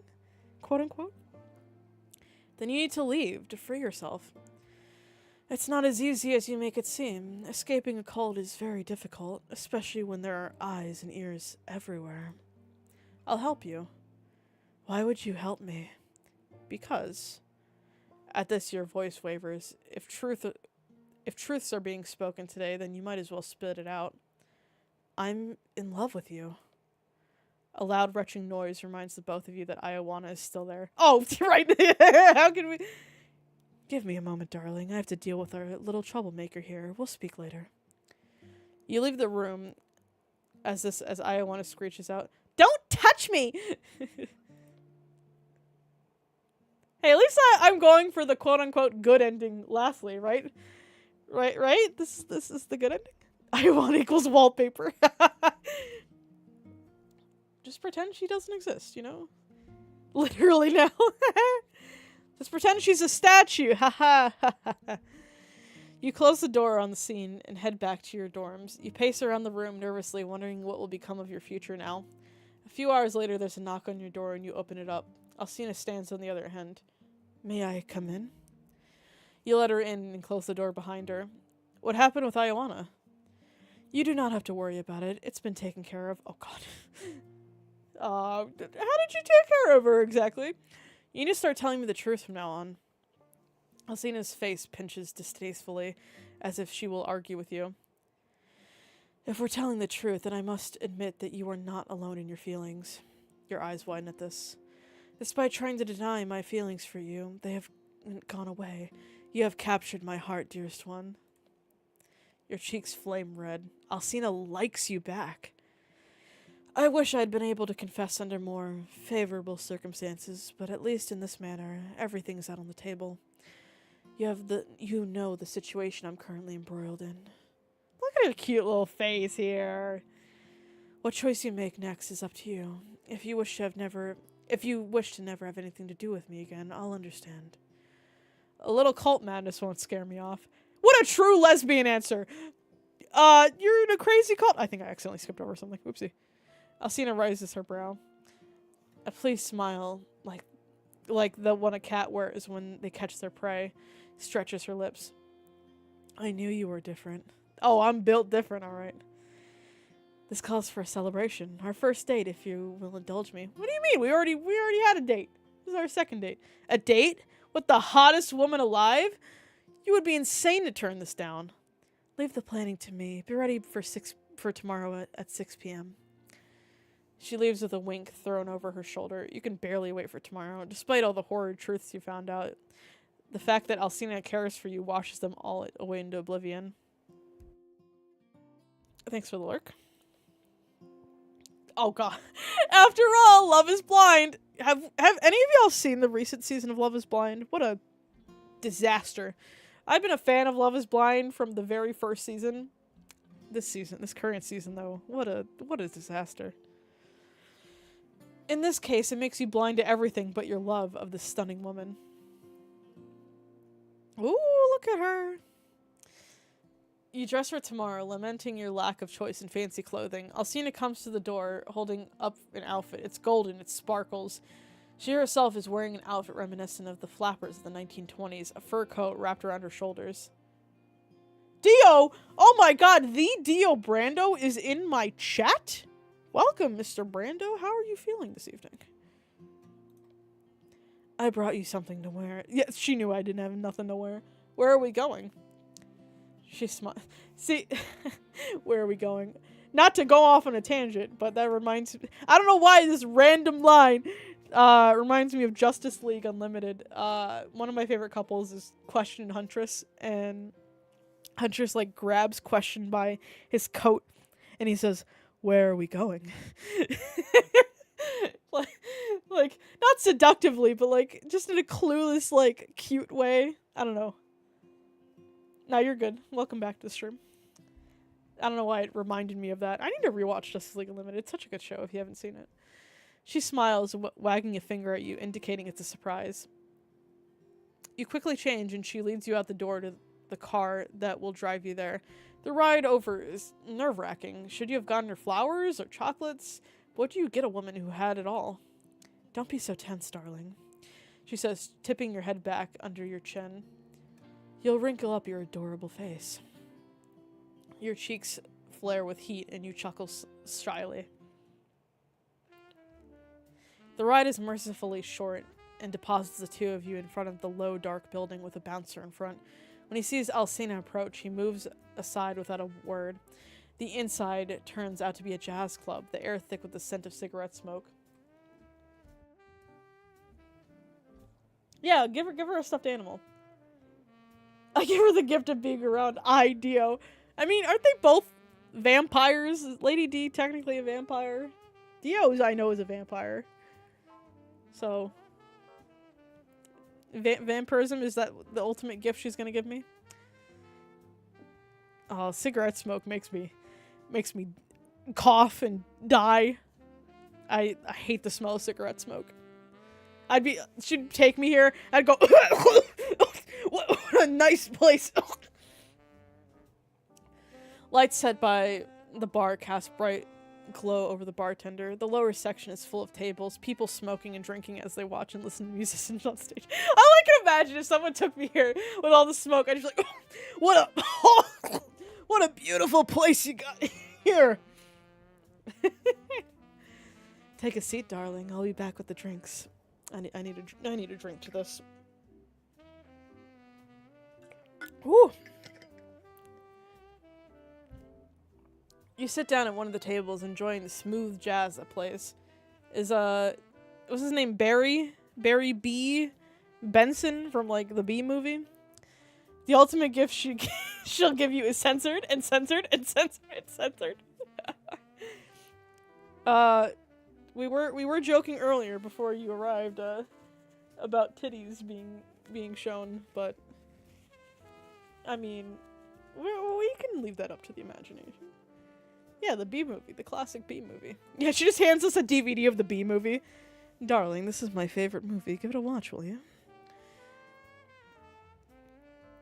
Oh, this place is fancy, and most likely the drinks and food will be expensive. You feel bad about Alcina footing the bill, but then again, she probably has the money for it. You'll indulge her in indulging you.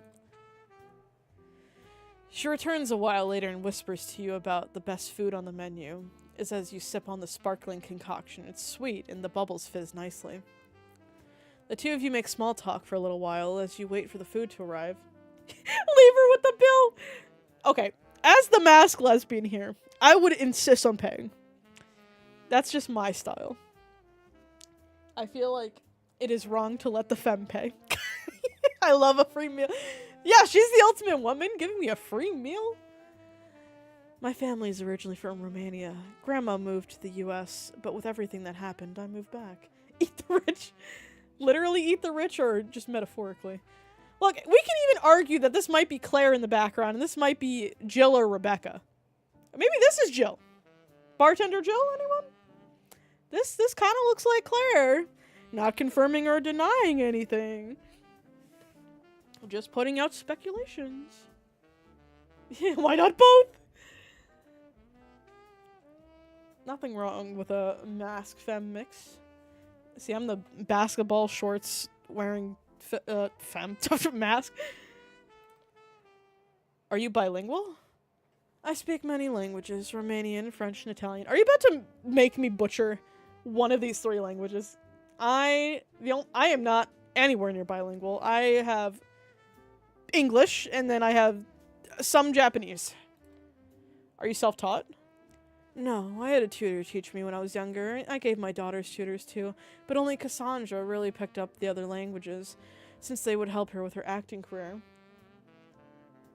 I wish I was bilingual. See, my family is Polish and Slovak, or at least my, like, great-grandparents are. But my grandparents never picked up any of the language, so I just only know English. Even though their parents were, like, completely fluent in Polish. Bella prefers studying dead languages, and Daniela mastered the art of internet slang. I learned Latin in middle school and high school. That was my language. It was so stupid that I picked Latin, though. It was always like, oh, it'll help you with your SATs. I did so bad on the SATs. And then my 2 language choices in school were Spanish and Latin. I was like, oh, I'll be quirky and pick Latin. Yeah, where's my Latin internet slang? Yeah, I was like, oh, I'll be quirky and pick Latin instead of Spanish, even though Spanish is more useful. And I learned Latin for 3 years. Do I know basically any of it? No. I took German my senior year because I needed an extra class to just waste time. My teacher did not teach us a damn thing. We literally never got out of the table of contents. One, because he kept taking off days, so we had a substitute that just did not give us any work. And then he just did not, like, go past the table of contents. So I took a year of German. Literally, after I figured out that we weren't learning anything, I signed up for yearbook, and I just kept making the excuse, because I was a senior, I didn't need the credits. I was like, hey, I'm gonna go do yearbook stuff now, okay? And he'd be like, yeah, okay, whatever, you're a senior, go do what you want. I was like, cool, thanks. Yeah, let's get excessively vulgar. I had to already approve the term MILF in my chat. I had to approve the term lesbian too earlier. The Romans love talking about genitals. That's not surprising, honestly. The food arrives and the 2 of you focus on it on enjoying the music. Alcina orders more drinks and you find yourself relaxing. The evening ends before you know it, and she stands by her car, dark eyes hooded. Did you commission the music yourself? Like, did you make it, or like, is this like royalty-free music? I have to ask. I'm kind of curious because this is really nice. Thank you for coming by the stream, Fireboy. I appreciate it. Don't forget to leave her with the bill. Yeah, don't forget. Yeah, you said lesbian. I think it was, oh god, was it Friday or something? Creative Commons. Okay, it's nice. I like it. It definitely fits. Yes, we're honored with Devin chat. I'm so honored. You don't know how giddy I am. I'm like, I feel so privileged to be able to talk to you about this. I see. In one original song? Oh boy. I'm gonna have to explore more of this. Thank you. I appreciate you loving my streams, Fireboy. I appreciate it.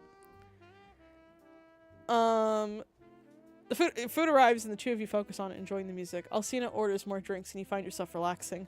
The evening ends before you know it, and she stands by her car, dark eyes hooded. Care to join me at my manor? The meaning behind the invitation is clear. Who knows what the future at this school will look like, given it's really all a cult? Why waste time when time is short? You want this, and she does too. It's time to fulfill my obligations and be a nice student and go back to her house. Yes. The car sets off, and now a different tension falls between... I hope you play that again when more spicier things happen.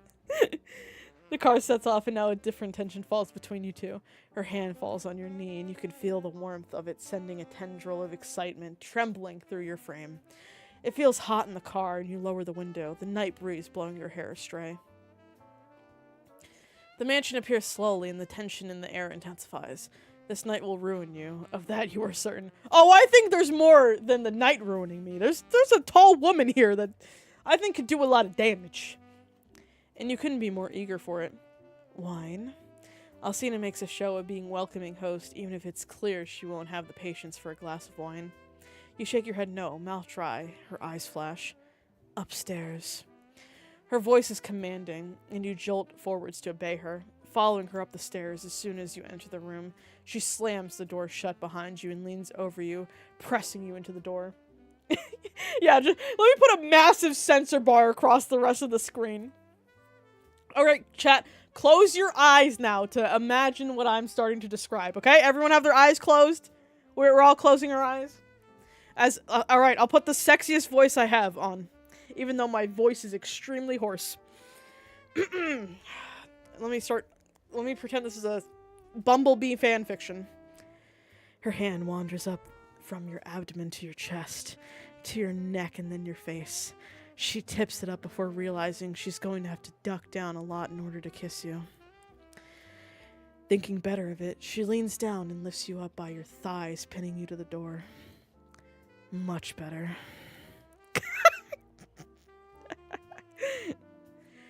She purrs and leans in to kiss you.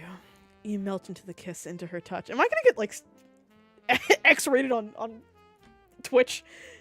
Nobody report this stream to Twitch, please.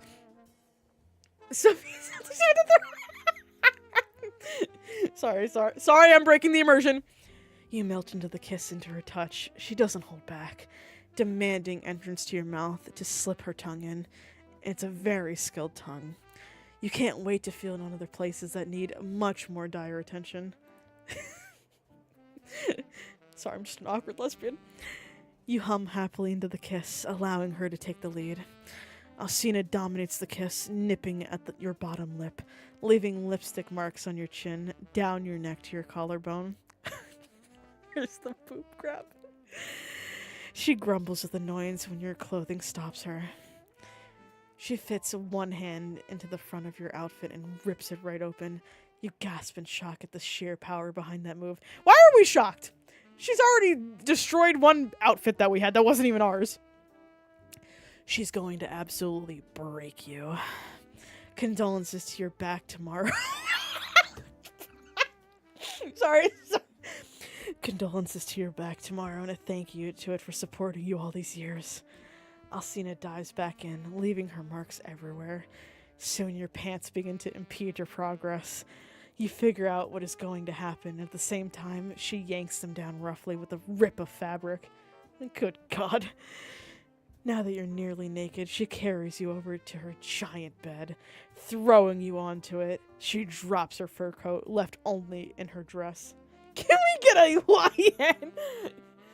Oh God, can you imagine if I can name my character and having to read my name in this? I'm gonna let you all know, most of my friends are the, like, IRL that I know, like, not just my internet friends, are most of my viewers for my streams. So they're probably like, Jules, you're making me so uncomfortable reading in this voice. Take it off. You managed to croak out. She chuckles and it's not kind. You're not in charge here. She wants bad games, Jules, passionately. She crawls over to you on the bed, straddling your waist. No, let's put that mouth to good use.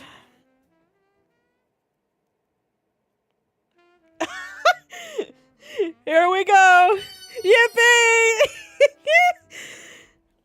Break may have only been a month long, but you and Alcina have made it the most of it. The two of you kept your dates as secret as possible to prevent Miranda from finding out. Neither of you want to think of the consequences if she had seen you two together. Alcina had been busy, in between running her wine business and her art galleries. On occasion, she had let you accompany her to the wine meetings where glasses perched on her nose. She had looked over the numbers and cut down businessmen in fancy suits trying to rob her of her money. I'm too asexual for this. Message retracted. Uh-oh. I didn't even read what the message said. I'm sorry, Dio. I'm not asexual, but I apologize to the asexuals that I'm making uncomfortable with this, but this is a good game. I suggest everyone to play it right now. Like I said, I will have the game linked in my... It's currently linked on my YouTube description, and then when I upload this to my VOD channel, it will be linked. Because I cannot recommend this enough. You are often in awe at her confidence and with the way she goes for what she wants.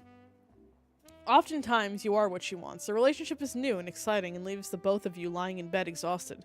Alcina has a ferocious appetite, and you are more than happy to provide, even if your back is going to give out one day. I think I'm more worried about having to explain to her 3 daughters that I'm now their stepmom.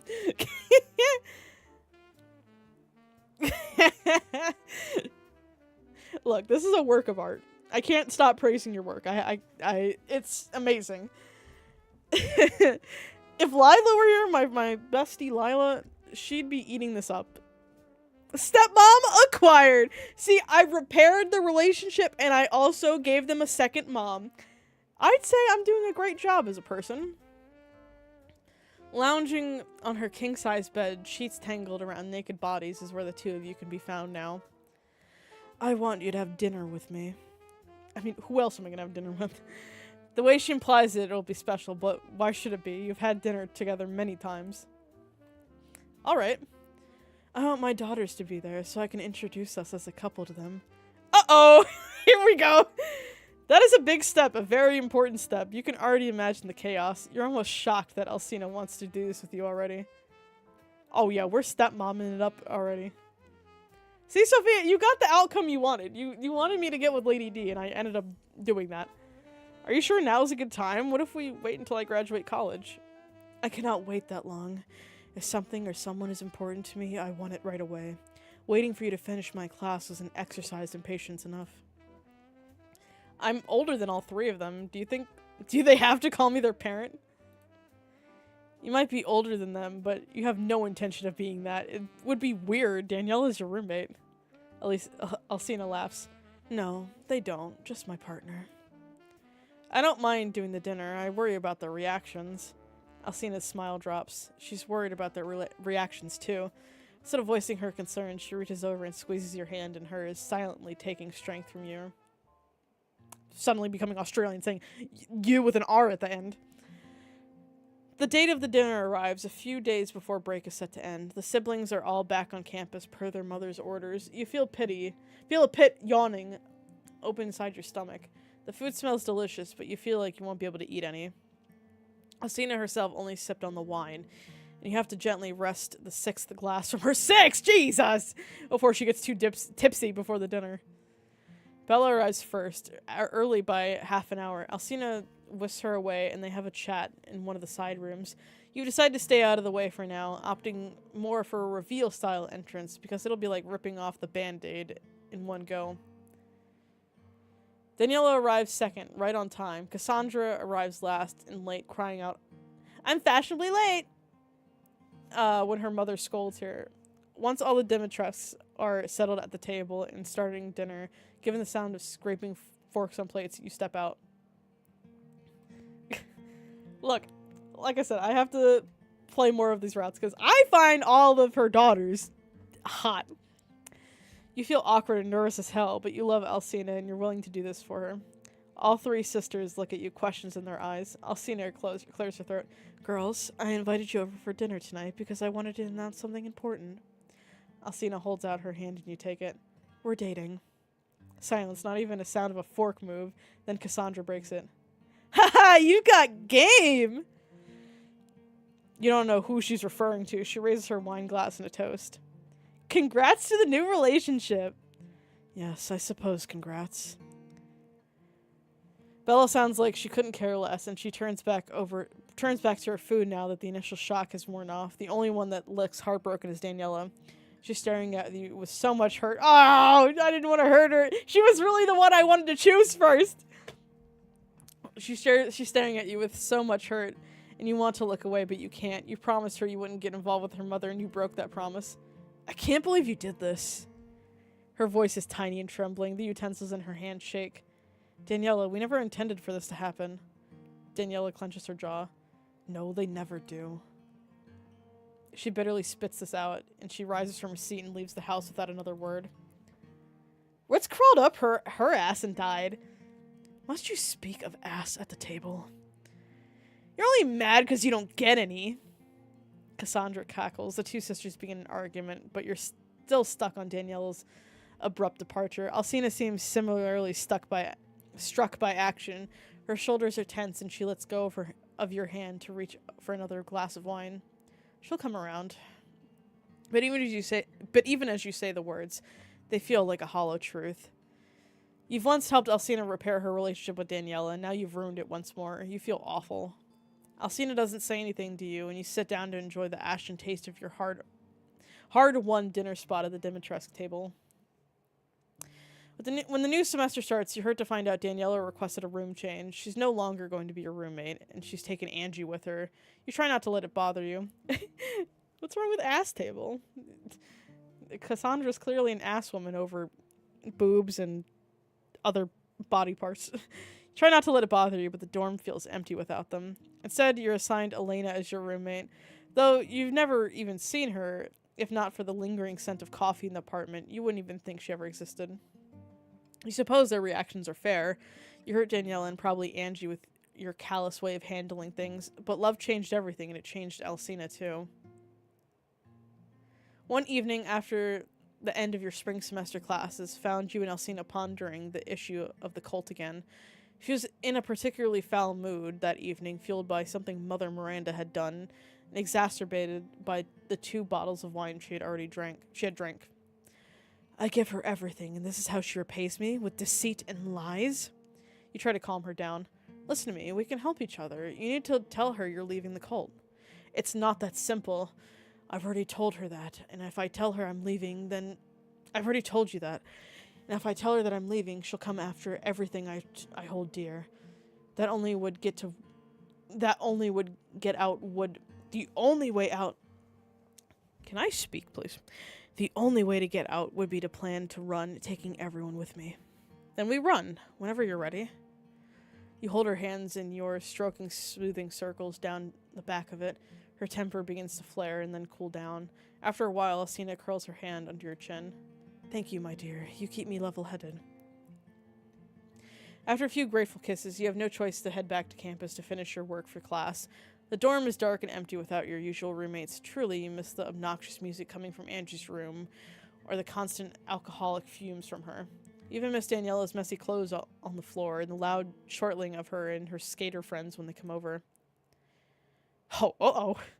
However, it turns out today the dorm is not as empty as previously thought. A figure in black sits at the table. She's wearing an old priestess-like outfit with gold detail, but you know who it is from a painting you've seen of her. Mother Miranda. Your heart races in your chest. Mother Miranda rises from the table and begins to circle you as you stand frozen in fear. It seems the snake has gone into my lovely garden, is whispering its poison words into someone's ear. Ouch! Your hands tremble before you can even utter a plea. Something jabs you in the back of your neck and you fall to the ground. Uh-oh.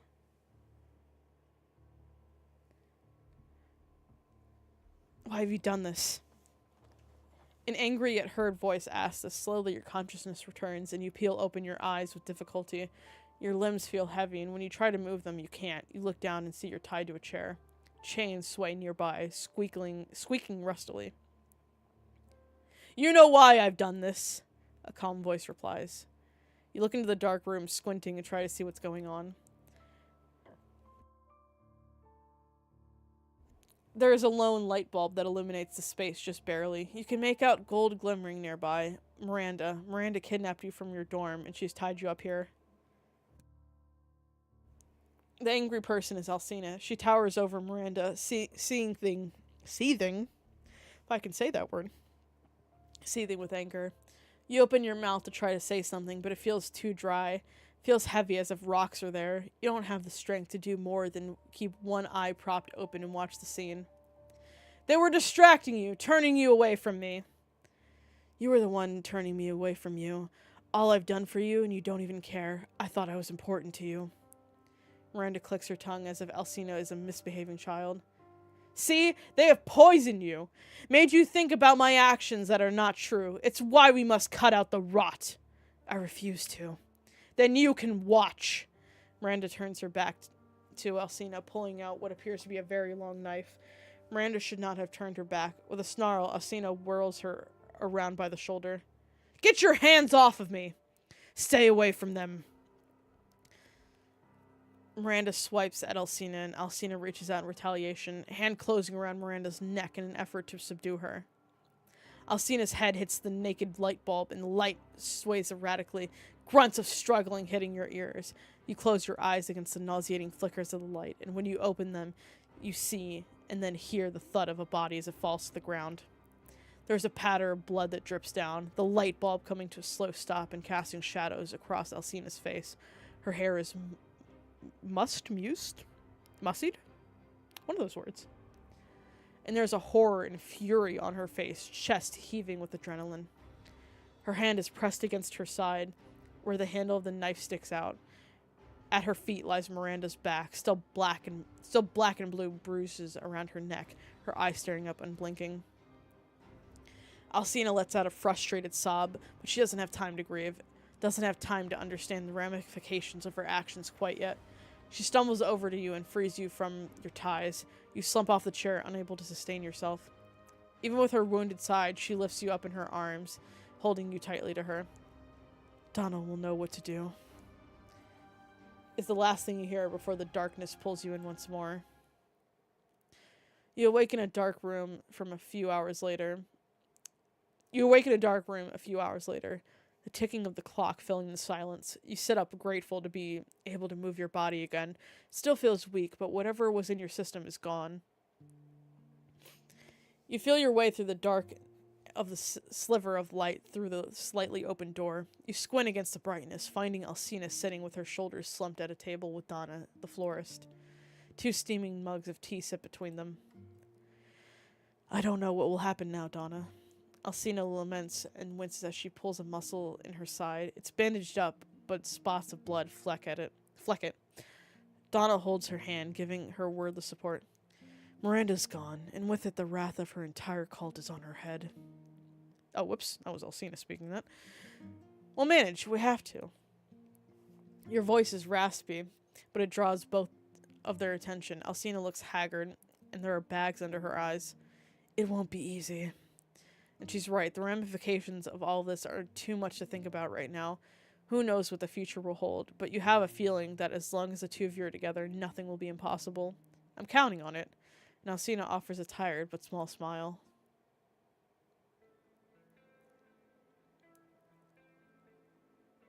Alright. I think that was the good end-ish, kind of. Maybe. We did end up with Lady D. Instead of being turned into stone or, you know, other bad things. Yeah, we totally got married.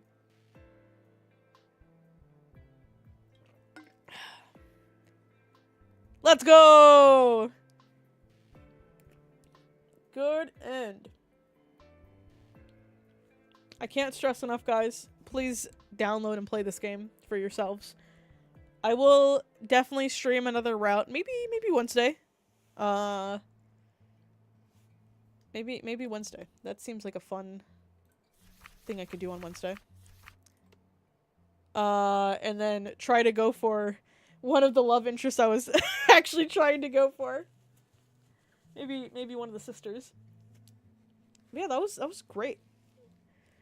Once my voice recovers from talking. Exactly. The L in Resident Evil stands for lesbian. But definitely a good experience. If you want to see me do the other routes, feel free to subscribe on YouTube or follow me on Twitch so you're notified of when I will stream this game again. Because I will definitely try to do more routes, if not all the routes. Maybe I'll try to do all the routes. We shall see. We'll see how rizzed up I am. But I appreciate you all being here. I appreciate the devs, the wonderful makers of this game, being here. You made the stream so much better. I'm still like in awe and shock that you all turned up. And I appreciate it. But yeah, I will see y'all on Wednesday. Either I will stream more of this game, or maybe I'll stream something else. But I will definitely play more of this. So yeah, I will see y'all then. Bye-bye.